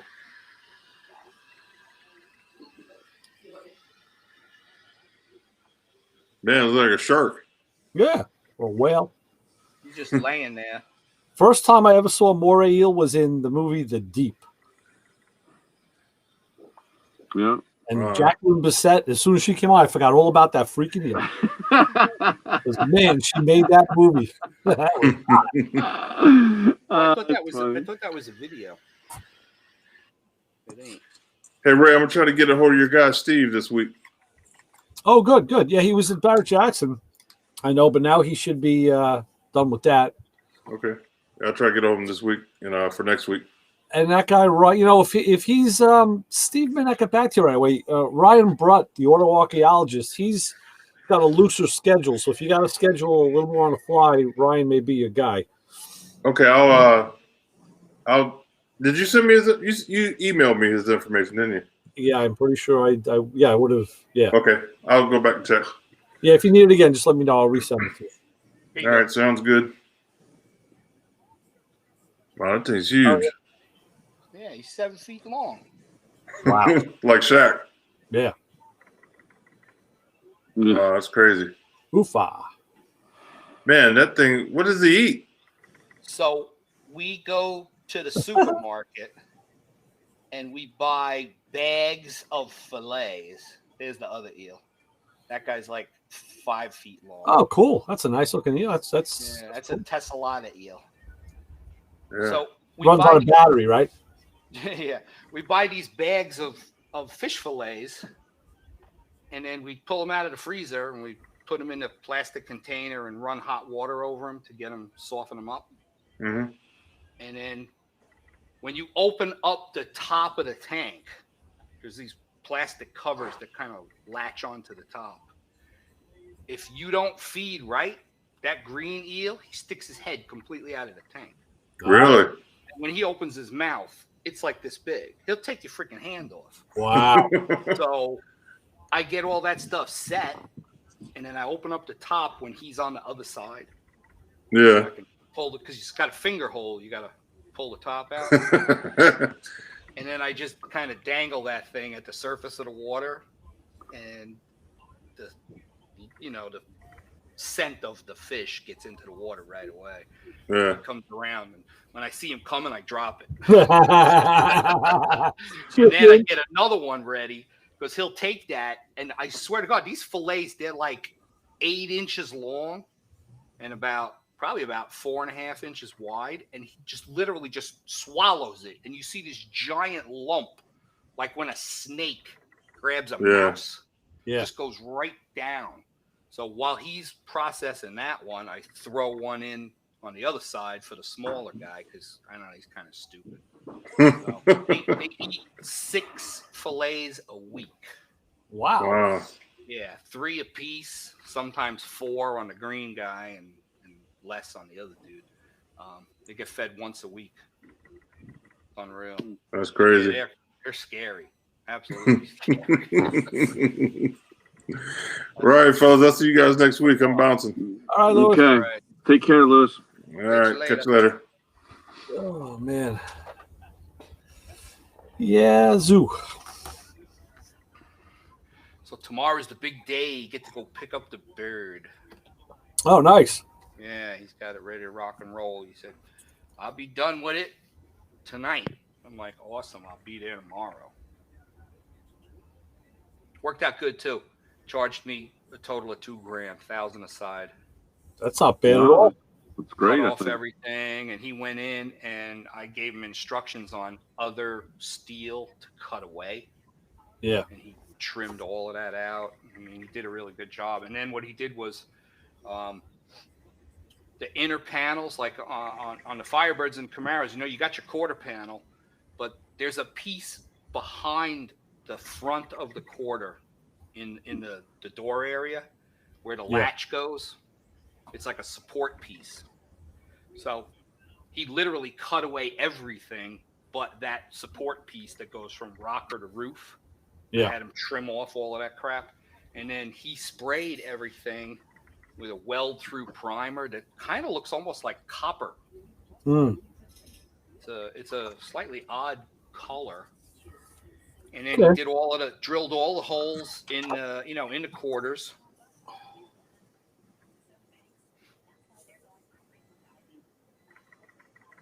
That's the piece that the quarter panel sits on in front of. Yeah. Actually attaches to. Yeah, it's like a piece of the jam behind the jam, So, and then he sprayed everything with that weld-through primer, so I don't have to worry about it, down the highway.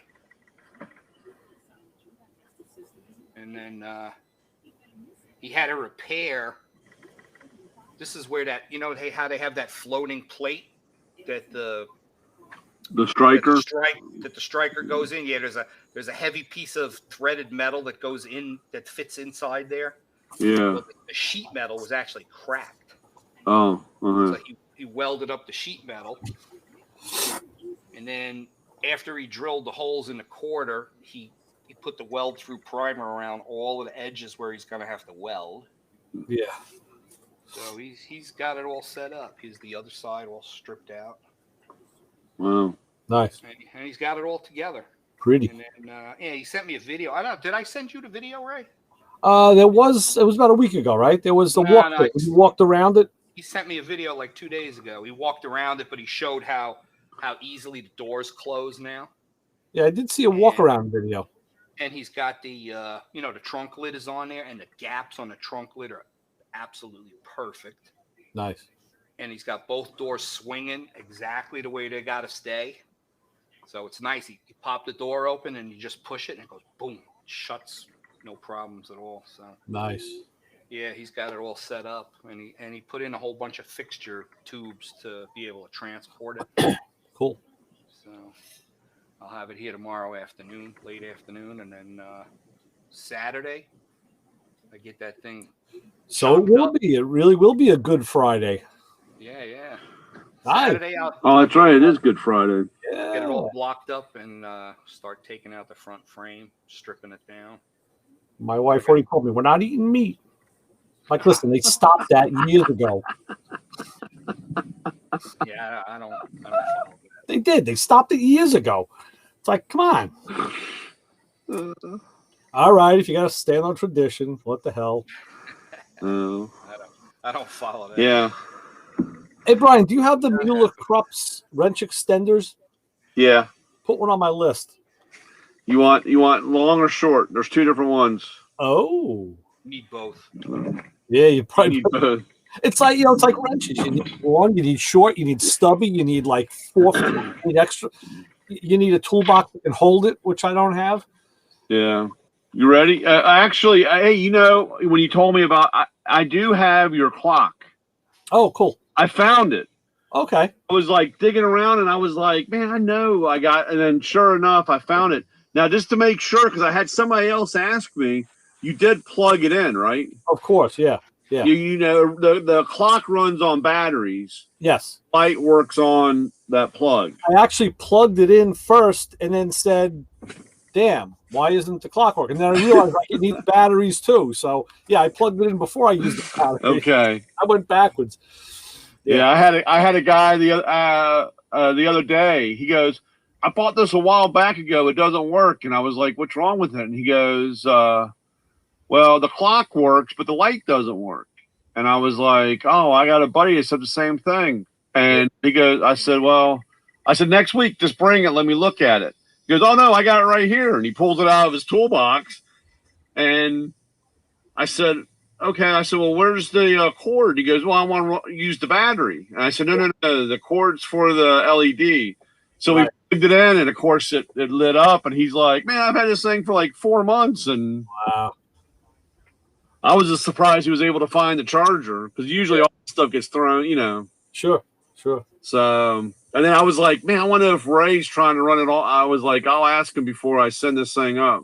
Yeah, no, I did it the other day. Hey, have either of you guys used, I'm in the market too for a pressurized bottle to do the transmission fills with. I know that like Summit and Jegs have them. They're all over. I was actually thinking about taking one of my Ace pressure sprayers and That's what we did at the dealership. I was thinking about converting one of those, but I know that, like I said, and they got them, they're like $85, $100, through Jegs and Summit. I'm like, that just seems like a lot of money for a freaking. The only problem you're going to have with the Ace one, or the one like the pressure, is that the transmission fluid will eventually eat the seal out. Oh yeah, that's where the expense. That's one of the expenses, the O-ring, because of the rubber or the patrol. I've never done that. I always just pour as much fluid as I can cleanly into the converter, get it in, and then I just put a boatload of fluid. I actually overfill the pan by a little bit, and then when I fire it up, then I just start pouring tranny fluid in. Yeah, on the old school stuff, that's not an issue. But like now, with the newer cars, the Toyotas, like I'm doing a training service, you got to fill it through the transmission. Or if you want to do like a rear end, I have a high point gun for the 90 weight, but now for the tranny. Oh, I understand. So in other words, stuff that doesn't have a dipstick. I did put the tranny fluid in my high point gun. I did do that, and it worked okay, but I was waiting to get a shower. So I'm thinking, hey, you know what? A pressurized bottle might be the way to go. Yeah. No, that is because, like I said, I mean, I sell them, and and it depends on the size of the bottle. Anywhere from, like you said, 100 to up to $400. I know. I've seen some that were very expensive. Yeah. And they also have all the adapters. Right. I saw all the Porsche, all the German stuff. Like, I don't need that. And the Ford, the Ford has one. All the German stuff. Toyota. Right. And there was one more. So on those transmissions, is there like 2 screws that you remove? In other words, one to fill from and one. Well, there's a drain plug on the pan, and then on the body of the, like on the tail shaft on my FJ at least, on the tail shaft, it's I think it's pretty much standard. It's a 24 millimeter hex plug that you got to pull out, and that's your fill. And I tell you, if I didn't know that's what it was, you fill until the fluid, like a manual transmission, until the fluid's coming back out of that hole. No. Well, no, because you gotta have like your scanner hooked to it with temperature. You gotta read the temperature. Like on German stuff, you actually the German ones are crazy because you take the bottom screw out of the pan, and it has a cup in there that you actually have to hook and fill, and it has to get to a certain temperature, and you have to wait till it starts to run out, and then that's That's how the Toyota is. On the bottom of the pan, there's 2 plugs. One is a drain, and the other one, when you remove it, it's a 5 millimeter Allen. Inside the pan, it's like a little tower that's hollow. So that's the fluid level. If you fill it past that, it'll just overflow out of that overflow. Right. But you got to get it to they want it to be like 122 degrees because fluid expands. And that's what I did when I had the car on the lift, the truck on the lift. It was cold. I refilled it, and then it ran out, and I said, okay, good enough. And then I was driving it for like a week or so, 2 weeks, and I read up on it a little more, and they said, wow, you got to check it for temperature because as the fluid expands, your level rises. So I was underfilled by about a quart and a half. Wow. So I did it on my driveway, and then I'm over there with one of those cheapo Harbor Freight hand pump freaking things, and I clamped the hoses onto it so they wouldn't fall off. And I'm pushing it, and it's squirting tranny fluid all over me. I'm like, ah! I look like I was like a crime scene, like son of a bitch. Give me a transmission with a dipstick any day. I know. And my daughter's Rav has a stick, but a lot of cars don't. Yeah, So a lot hey, of I'm having problems with one of my Ford vans. What's the Got matter? it back from the guy. He's like, it's got like feels like it's got no power and it doesn't shift properly. So Oh, I'm like, okay, transmission problem. So he's out near Orlando. So I told him, I said, all right, drop it off at the Tires Plus that's over there by where you live. So they do a diagnostic on it. They call me up and they're like, this thing's got clogged cats and your transmission's bad. And I'm like, both at once? And I just put a motor in this thing. So I'm like, I can't believe that it's both. It's got to be one or the other. So I have them tow the thing back. And then I get in it 2 days ago, ice cold. I fire it up and I notice that the gas gauge is like really low. So I drive it to the gas station, like 2 miles, and it's perfect. I'm like, what's going on? It's got power. It's shifting fine. I'm like, ain't nothing wrong with this thing, and it's that V6 with that 470W automatic, 4-speed automatic. So I leave it running while I'm at the gas station and I pop the hood and I pull the dipstick and the level is right where it should be. And the tranny fluid's cherry red and I smell it and it don't smell burned at all. Hmm. And I'm like, what's going on? So then I pull out of the gas station and there's a couple of cars ahead of me and they're all there's like a fork in the road and they're all going to the left. So once that cleared out, I had straight run. So I go to accelerate and it's like that feeling when you're going over the hill on the roller coaster where you're like weightless and time is kind of dragging like it's got like no power. And I'm like, the hell? And the transmission felt like it was hanging. It almost felt like it was in second gear. Huh. I'm like, I can't deal with this. Got to be a combo of everything. So today, my transmission guy, he stopped by and he took it for a ride and it shifted fine. And then when it got hot, it started like shuddering. And he's like, dude, I don't think that's transmission though. I think it's in the engine. He goes, I'd say the first thing you should do is change the cats in this thing and let's go from there. Oh boy. Yeah, well, that's as expensive as changing a tranny. I know. yeah. But here's the weird part. I did some Google searching and there's a company called carparts.com. Yes. You know who that is? No. That's the old J.C. Whitney. Oh, get out of here. That's who they became. Anyway, yeah. For this particular V6, when I got underneath it, I don't know why, but it looks like it's got 2 cats on either side. Yeah. Okay. Probably does. And then 2 O2 sensors, and it comes into a Y, and then it goes into a single exhaust. So I'm seeing prices like $1,300, $1,600, $1,400 for this. And then I find this thing from carparts.com. It's got a single cat on each side, and it's the whole assembly, and it's $400 and change. And you'll have nothing but problems. Really? Yep. Well, let me ask you this: the O2 sensors, are they up? Are they before and after the first cat, or this is what the tranny guy says? He says this thing's probably got 4 O2 sensors. Yeah. But I'm like, two in front, 2 in back. Okay, well, upstream and downstream? I didn't see upstream. I saw downstream. Yeah, they're probably up on the intake. I mean, on the manifold, exhaust manifold. Well, yeah, the guys at Tires Plus, they sent me a sheet of this is what it's going to cost, and they only listed 2 O2 sensors that needed to be changed. They plugged in and they did whatever they do when they plug in at the OBDI, and they gave me the price of they wanted $4,000 to change the transmission, which that ain't happening. And it had transmission, it had cats, and it had 2 O2 sensors. Wow. So I don't know. But my tranny guy said, dude, go get that thing, have it delivered. He goes, bring it to me with the van. I'll put it in on my lift. He said, I'll put the new O2 sensors in. He goes, and then we'll take it for a drive. And if it's still doing the same thing, He says, in the meantime, I'll drop the pan. He goes, if I find metal or some crap in the pan, then we got to do a transmission. Yeah, So I was going to say, have back in the I have day, a really, guys, really good rebuilding company in Tampa that they'll give you a 3-year warranty on their rebuilt transmission, $1,670, and it includes a torque converter. So I'm like, I'm in. Yeah, I was going to say, back in the day, that's when guys would run test pipes. They put a Right. test pipe in just to remove that cat to see if that was the problem. Yeah.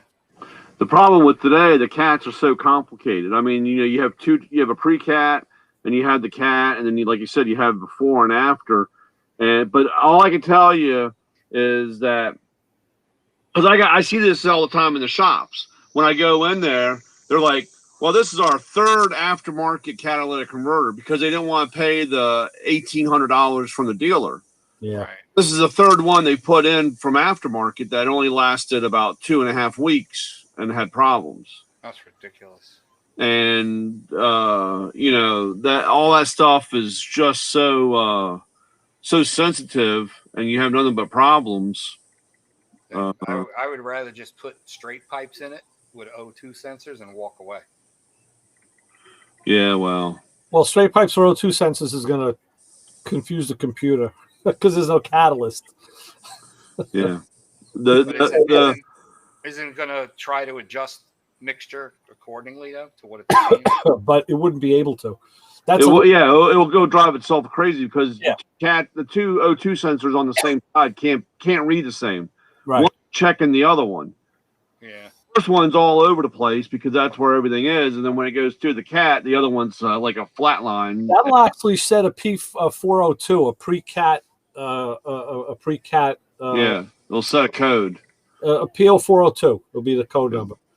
They'll set a code and check engine light all the time. Right. I don't care about the check engine light. Well, As long as I could drive. you will. Well, I don't know about Florida. In Maryland, they won't let you go through. You won't be able to go through emissions. We don't have that.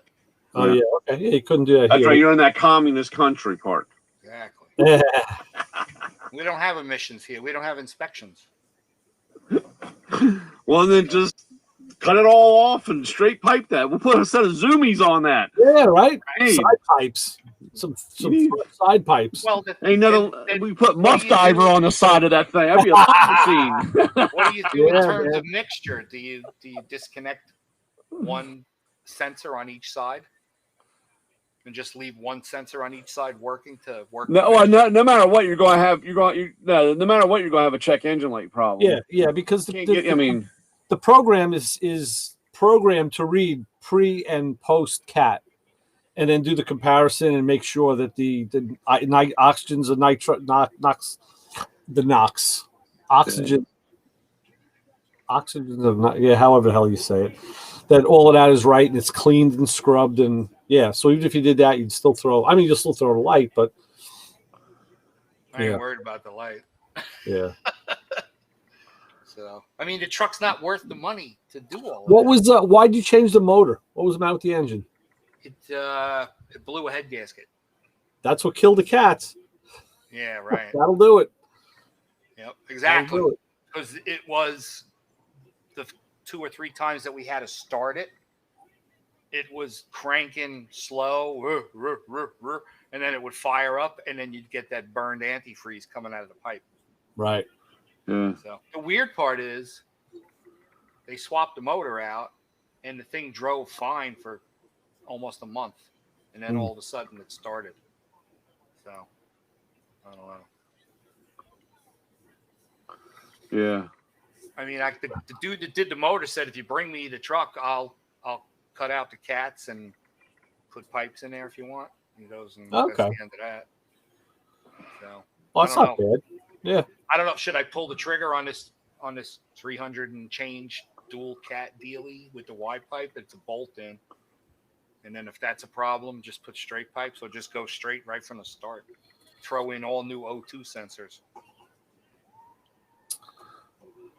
Could it be that the cats aren't bad, and it's just the O2 sensors? I mean, the O2 sensors you diagnose through the scanner, and you can look at the graph, so you can see what they're doing, the on-off time, the response. The scanner tells you what's going on there. The only way that you can do that, or what you do is when you cut out like that, is that you have to space out the secondary O2s. You space them out so that the sensor's not in, so it's not reading, so it looks like it's clean. You actually saw a guy on YouTube. He bought the old spark plug extenders for the oil foul and mounted the O2 sensors in there. He had to drill it out. It's the same type of thread, bro. Right, but he mount them right. Yeah. And so that's, I mean, you have to find somebody smart enough to fool the computer. Right. That's what you got to do on that particular situation, because you still need the front O2s for the fuel injection part of it. I mean, for the for the car, the way the car runs, you just can't eliminate all that. You just have to kind of fake. You have to fake the rest of it to do it. Now, is it worth going through all that? I don't know. I'm about ready to junk the thing. I just know that all those aftermarket cat stuff. Boy, I tell you, that's a labor of love, pulling those things in and out and dealing with all that stuff. And if you do that 3 times, you've already spent the money and lost the time. You need the vehicle for work. Sure.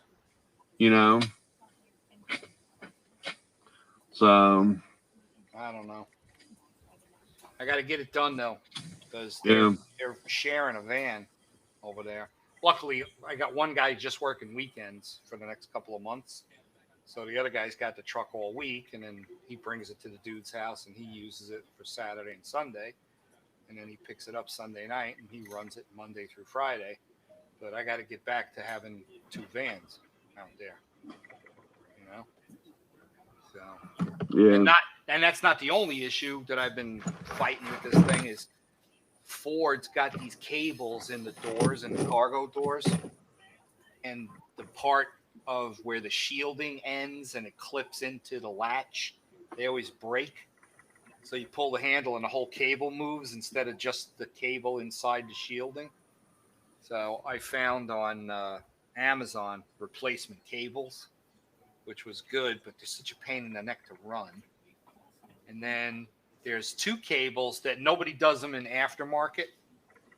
And they sell these aluminum like ferrules that you put over the shielded part, and it clips into the latch, and you actually squeeze it, and then it grabs the cable shielding and fixes the cable if the cable's in good shape. So there's 2 cables, 2 doors, the left cargo rear door and then the left cargo side door, that have like a 26-inch long cable. And Ford doesn't have them in stock, and they want like $42 a piece. But the cables are in good shape. It's just that clip kind of deal that was plastic originally has broken away. So I'm going to spend huge recall. That's like a recall on those things. Yeah, I'm going to spend the $11 for these like crimp ferrules that go over it. Yeah, my guys at my Ford dealership, that's all they do all day long, are putting door actuators and door handle lock things in. Ridiculous, absolutely ridiculous. Oh, I just found a cool device that I'm going to play with on this FJ. When you use the key fob, you hit it once, it opens the driver's door. Twice hits all doors with the rear door. But there's also the rear window. And what you have to do is you got to put the key in the lock in the back and turn it to the right, and it lets you pop the window. So I found this device. They use it when they do audio systems in the cars to counteract having to have a car in park or not, or have the brake on when you're using a DVD player. It's kind of like just a latching relay. What you do is you hook it up to the door actuator, and you can program. So on one click will be the driver's door, 2 will be the other doors. The 3rd push will pop the rear window because you just plug it into the actuator. I got the schematic. I just got to look over the diagram, and I went online to look at this thing. It's called a PAC TR7 module. It's like $15 on Amazon. I'm like, holy shit, it's great. Nice. I watched the video. This guy was showing how it was made for Alpine and Pioneer radio, so that if you were playing a DVD, you couldn't have the screen on when you were driving for safety. And he says, but if you have your daughter or your son in the seat and they want to watch something, he says, you may want them to be able to see it. So what that does is it just unlatches the brake pedal. Like on those cars, with those radios, you have to have the brake pressed and the parking brakes set. So it just undoes that. So very cool. So that's my next project, or one of them at least. I don't know, if you put the key in the door and turn it and hold it, will it bring the windows down? I don't know. I never tried that. The German cars do that. I don't think so. But that's for, or if you held we could program them. Like you stick the key in and turn them, all the windows would come down. Or if you held the button, 2 clicks and hold the button, then all the windows, so that like if it was hot outside, you could bring your windows. Just open the sunroof. I gotta look through my owner's manual because I know there's a whole bunch of things my truck does that I don't even know it does. Right. Like I just the other day just found that I have heated and air conditioned seats. Nice. I didn't even realize it. I was fumbling around with buttons on the dashboard and I didn't even bother to look at the icon. And I'm like, oh my God, the seat's getting cold. I'm like, who knew? I had no idea. I got heated and air conditioned seats in the truck. I'm like, wow. I mean, we know how they do heated seats. How do they air condition? What is it, you got like a little condenser in the back of the seat? No, they run a vent from on the floor, and it comes up underneath the seat, and the seats have holes in them. Channels, I guess. Yeah. Wow. Yeah. Wow. All right. But it's like it's got like a thin. It's got like a flat plastic tube that comes out up underneath there and comes up underneath the seat, and then it comes up and mounted under the seat. And I guess that's real easy for them to do because my truck has rear AC also. Yeah. There's behind my center console, there's vents and there's actual controls, so you could adjust temperature and fan in the back seat. Right. Yeah. Pretty wild. Nobody ever sits back there though. Yeah. Ridiculous. So my daughter just got back from Fort Lauderdale last night. Oh yeah. Did she catch the COVID down there? Because that's all the news has been crying about. I don't know. My wife's making her wear a mask. She made her eat in the dining room. We ate in the kitchen tonight. Like there you go. Sequestered. But she said it wasn't what she thought. The hotel, even though it was a one of the Hilton chains, she was the hotel was messed up. The elevator wasn't working. Some woman walks into their room, and she said the town wasn't what she thought it was. I'm like, what do you mean? She goes, it's not like it used to be. She said, let's just say that the makeup of the town, we didn't fit in. So, the 3 Nassau County white girls down in Fort Lauderdale didn't fit in. And they were catching some crap, some like, they'd be walking down the street and like there'd be a couple of other girls sitting there and like throwing some snide remarks at them. And they're like, what the hell? Let's get the hell out of here. Because everybody was like, not what it used to be. A much younger crowd, like 21 or underage, a lot of drinking, a lot of stuff that we were seeing going on in Miami. It looks like not to the same degree, but let's just say she wasn't, she stayed close to the hotel, close to the pool, close to what they knew. Because they didn't feel 100% confident and safe. So it's changed. All of that's changed. I don't venture down that part of Florida at all. I got nothing there, and I don't need to be there. I mean, she was just there a couple of years ago, though, and said it was totally different than when she was there just a few years ago. Yeah. So the change was recent. Sure. But so she was happy to be home. Good. There's no place like home. There's no place like home. Yep. Oh well. Oh man. So Brian, I happened to wear my Matco Man T-shirt the other day with the truck on it. And it's funny because the guy at the shop, this guy, the fuck's his name? the guy in the got a Biden moment there. Yeah, I know. I talked to him all day. The guy and his kid. He loves his Matco stuff. So I showed him. I said, "Hey, look at this." So I had a workshop. I took him to the workshop. I said, "Look at this. It's a Matco Man T-shirt." He's like, "Oh, Matco Man." And I turned around. I said, "Look, I got him coming and going. He's driving right through my back, right out of my chest." He's like, Yeah. "Oh, Matco Man." Derek, that's his name. Derek. Derek. Yeah. Funny. Yeah, I got my. I don't have them down here. They're out on the truck, but I got my new shirts. So Yeah. it's got a like a 32 deuce on it on the back. Cool. Um, Cool. So we got those. Get ready for that. See what I can come up with on those. Nice.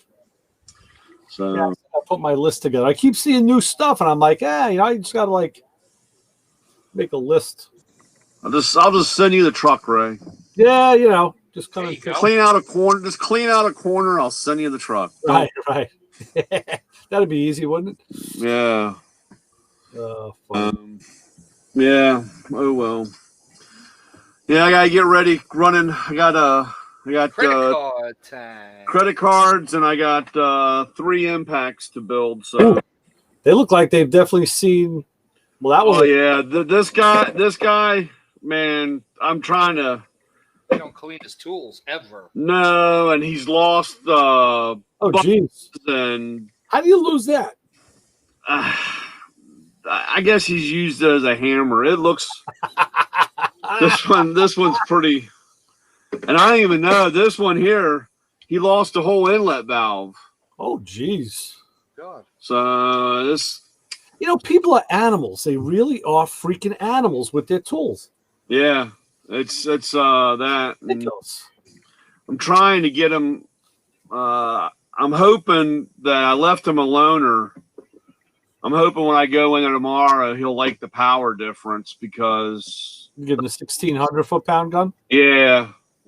These guns here are just shy of 1,000. Right. 1,000, but the 1,600 is a lot of power. Was I seeing it on Matco Michael's truck? The stubby Yeah. gun? Man, that's a nice looking. I talk about, he put a socket. I think a socket, maybe a very short, or maybe just a deep impact socket on the stubby and a deep on the regular one, and laid them next to each other, and it was looked like a clean 4 Oh yeah. difference. The only problem with the stubbies, and I don't know where the other one went, but see, here's the rotor for the stubby, and they shear off the front. Rings? No. Yeah, they for the hammers, they shear them off. Really? And I got I do 3 or 4 of those, rebuild them almost a week. Wow. They use the guys use them for taking the wheels and tires off. Oh yeah, you shouldn't be doing that.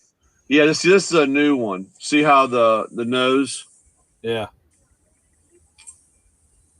Oh yeah, it's gone. Yeah. Yeah. Snap They it. break them off, and then they don't have any power.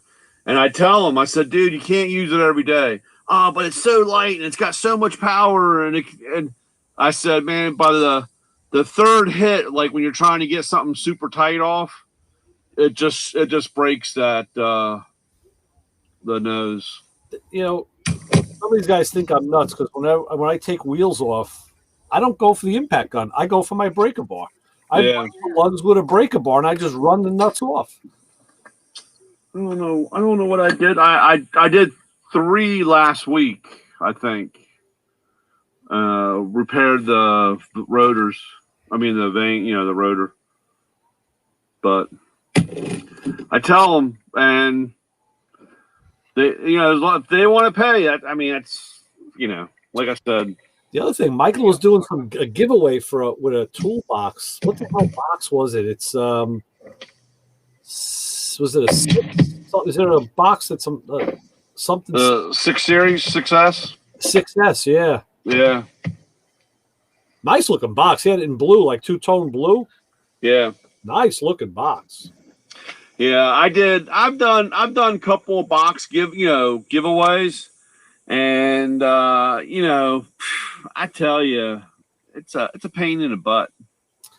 Well, him and Clay was saying is, listen, there's all sorts of stuff you got to do. He goes, but the thing is, you've got to come down and claim this and pick it up.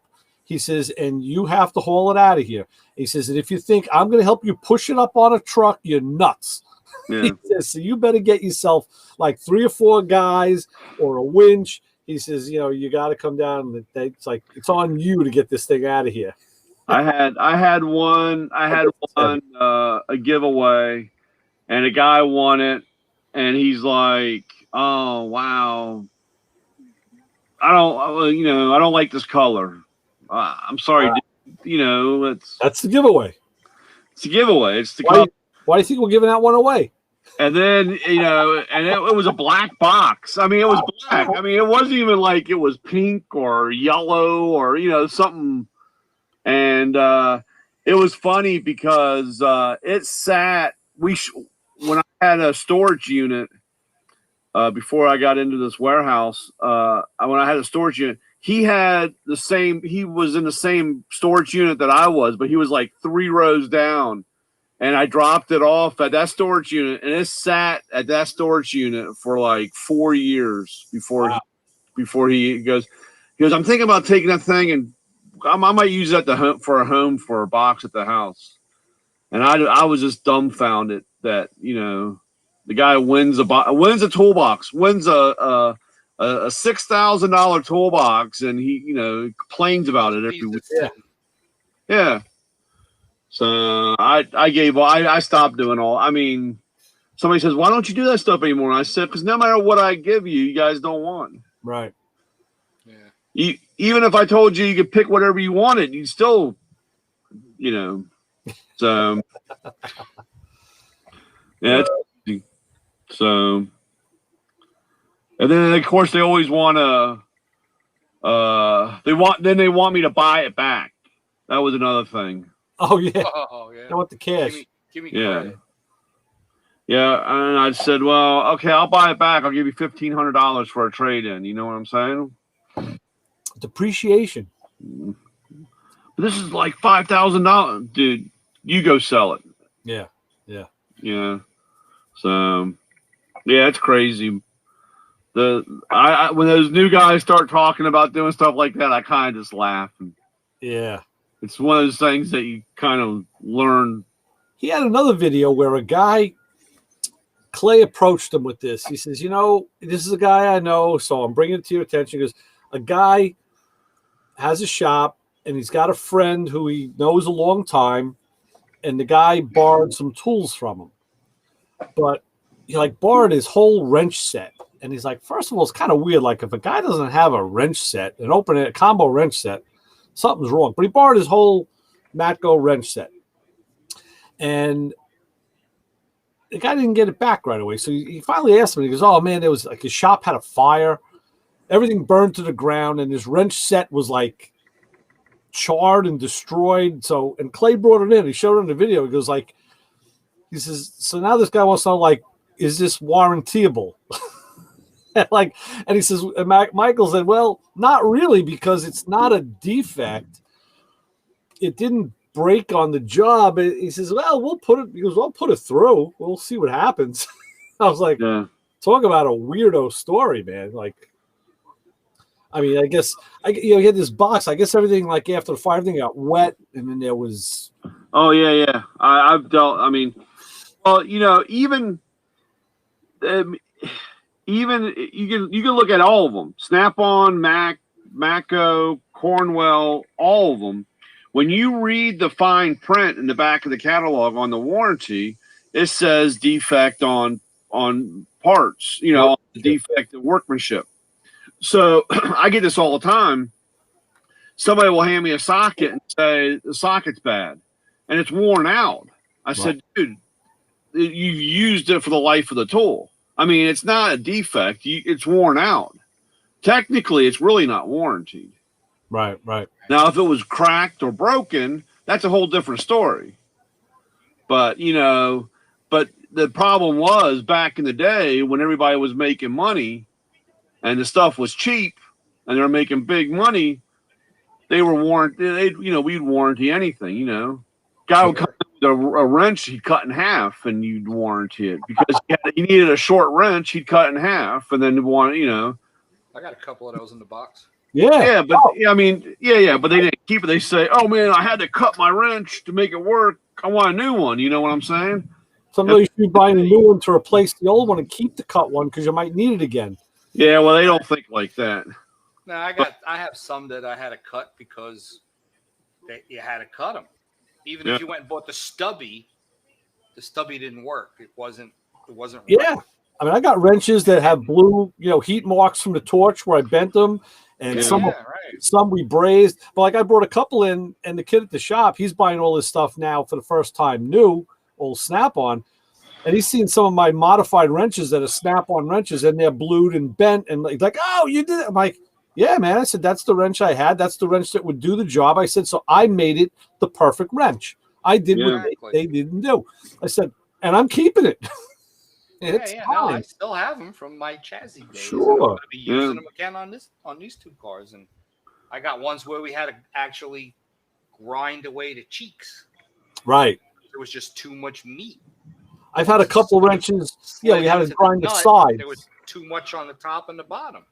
Yeah. It interfered with what we were doing, so I would cut them with either through the bandsaw with the right kind of blade, which is real hard, or use the plasma cutter, put a piece of angle iron and run the plasma cutter through it, then go over to the belt sander and clean up the slag and make the thing look nice. Yeah. Well, like I said, I tell guys, well, you need to break it and then it's warranted. There's no problem then. And like I said, it's a lot of times they don't give you that much of a hard time, but it's always funny. You can always tell when there's somebody new in the warranty department because they're going by the book, and you get half the stuff back saying it's not warranted. Yeah. You box it, you send it back in, and if you got somebody, because that's what you really got. But again, they're all the same way. Well, maybe the new warranty guy is in cahoots with the guy at the post office because he knows you'll get double shipping out of it. So someone's making money, right? You never know. Yeah, well, that is true. But yeah, I usually tell them, I said, we need to break that, and then there's no problems. Hey, so I see the blue ratchets hit. Everybody, these guys were really bugging over that, which is saying that they had. Clay visited the plant because he did a video. Somebody was claiming and busting his chops that Matco ratchets are really gear wrench ratchets. They're made in the same factory because they look alike. And he said, you guys are getting ripped off buying Matco. And he proved that they're not.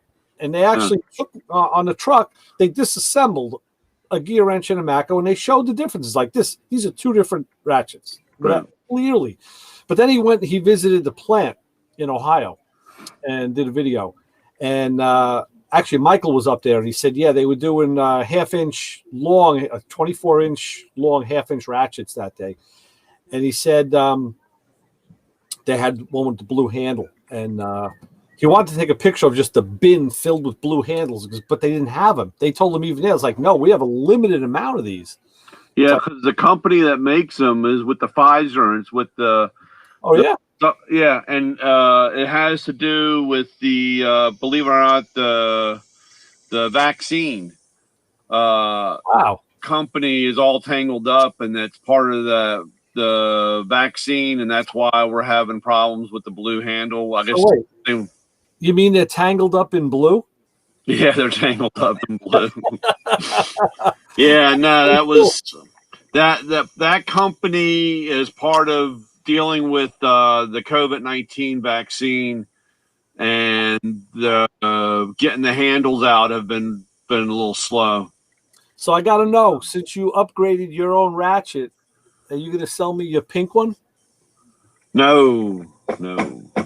You upgraded. You said you got the new one, right? Yeah. No, I still use the pink one. Sorry. Okay, all right. You need a pink one? No, I just figured I'd give it a haul Oh, because I don't care about color. I don't. The pink don't Yeah. bother me. I don't give a shit. What do I care? but the pink one wasn't a flex head. That's just a regular straight. Okay, all right. The pink wasn't. Actually, the pink one's over. Trying to make me feel better now. No. I'm just saying. It's I did a blue flex 3/8 and my long pink one. I tell you something. Doing small stuff like even on the engine, I go for that Matco that one you made for me that 1/4 inch with the 3/8 head. That's my go-to ratchet for small Yeah. stuff. I use that all the time. I use that so much. It's Yeah. amazing. I had one of the new guys was into the Mercedes shop and they were like, I need a ratchet. They were doing motor mounts. And he goes, man, I need a 1/4 inch body with a 3/8 head. And he goes, oh, well, we don't have anything like that. And the district rep was with them and he says, you need to call Brian. So the new guy calls me up and says, Andrew told me to call you. Something about I said, this is the kit. Here you go. Yeah. Showed him how to change it over. And he's like, wow. And I was like, yeah. Nice. So, It's a game changer. yeah, it's real good. But they had the black chrome too now. That was another with the blue handle. That was another one. I don't think I have one in the house. That was the anniversary ratchet. Well, that was with the red handle. Yeah. They started that with the black chrome with the red handle. That was the anniversary. But now we have the black. We have the black in all of them now. You can get them with the green, orange, but they don't have the 40th anniversary markings on it. Right.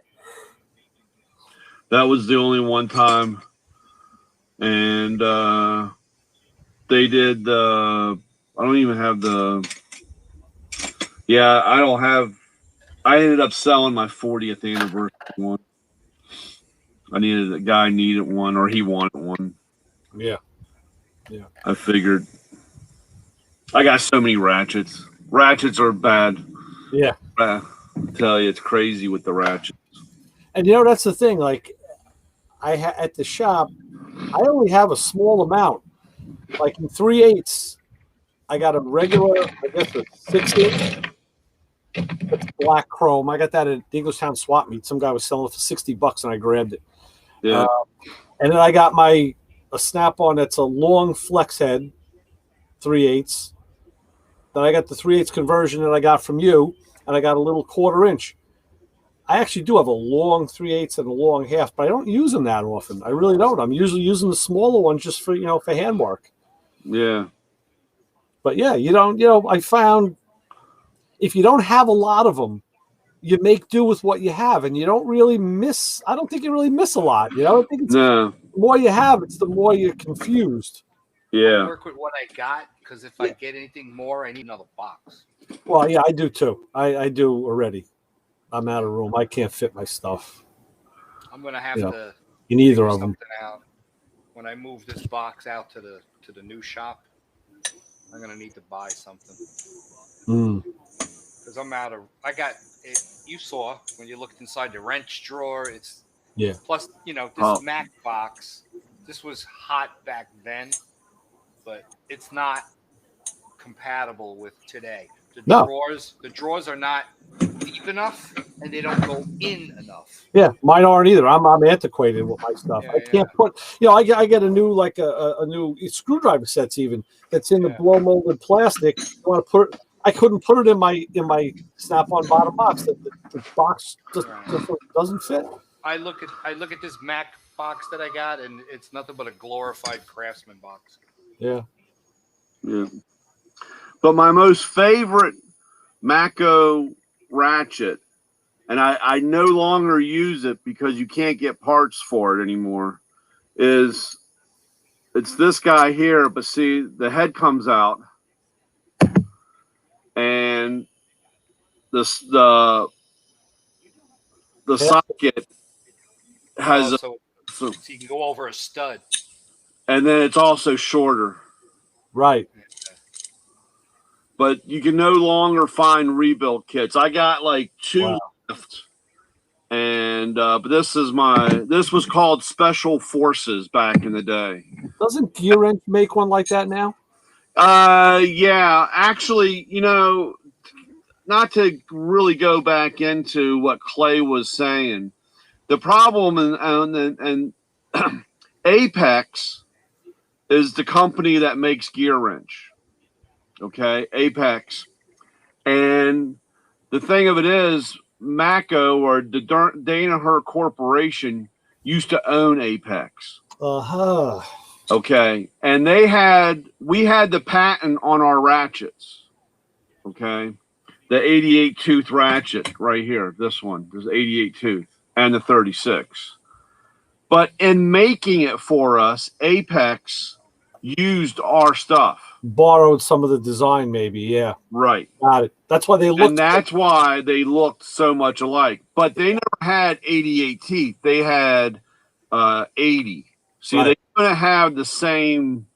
And their paw mechanism inside, I don't have this one apart, but the paw mechanism is slightly different than what we had. Right. But when we sold Apex, then we had our ratchet fiasco because we no longer had. They thought they had the patent. We owned the patent. They thought they could still make them. We had this whole big to do.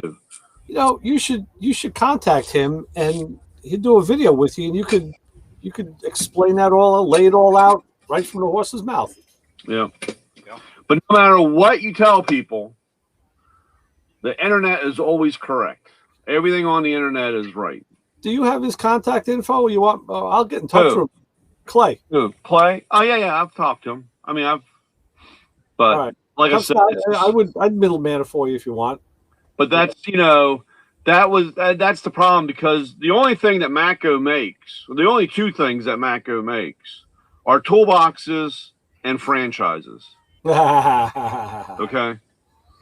Right. So, and I bet you on your box, John, was probably a Mako box. Oh, We used to make them for Mac back in the day. That's where we all came from. I mean, that's where we came from originally. Mm-hmm. So, and that's all we did was toolboxes. Cool. And this AJ manufacturer, the people that make our stuff now, Mako invested in them so that they could make, and we have a tighter. We don't want to have the fiasco or the problem that they had with Apex, but you know how that goes. Those type of relationships don't last very long. Yeah. No. Everybody thinks that they own something or can do something, and then they have problems. But that was back in the day. But they're very similar, and like I said, they're the ones that used to make them until we have AJ Manufacturer, which is out in Ohio, I think. I think they're out in Ohio. Okay. So. Well, boys, I'm going to hit the highway. Yeah. I gotta go soak. I gotta go soak these things down and go find all my parts and fix these things. So Very cool. get ready for tomorrow. Fun filled. Awesome. All right, fellas. We'll meet again next week. Yeah. I'll talk to you during the week. You got it. No problem. You guys take care. Be safe. All right, fellas. Until next Later. week. Plane in traffic.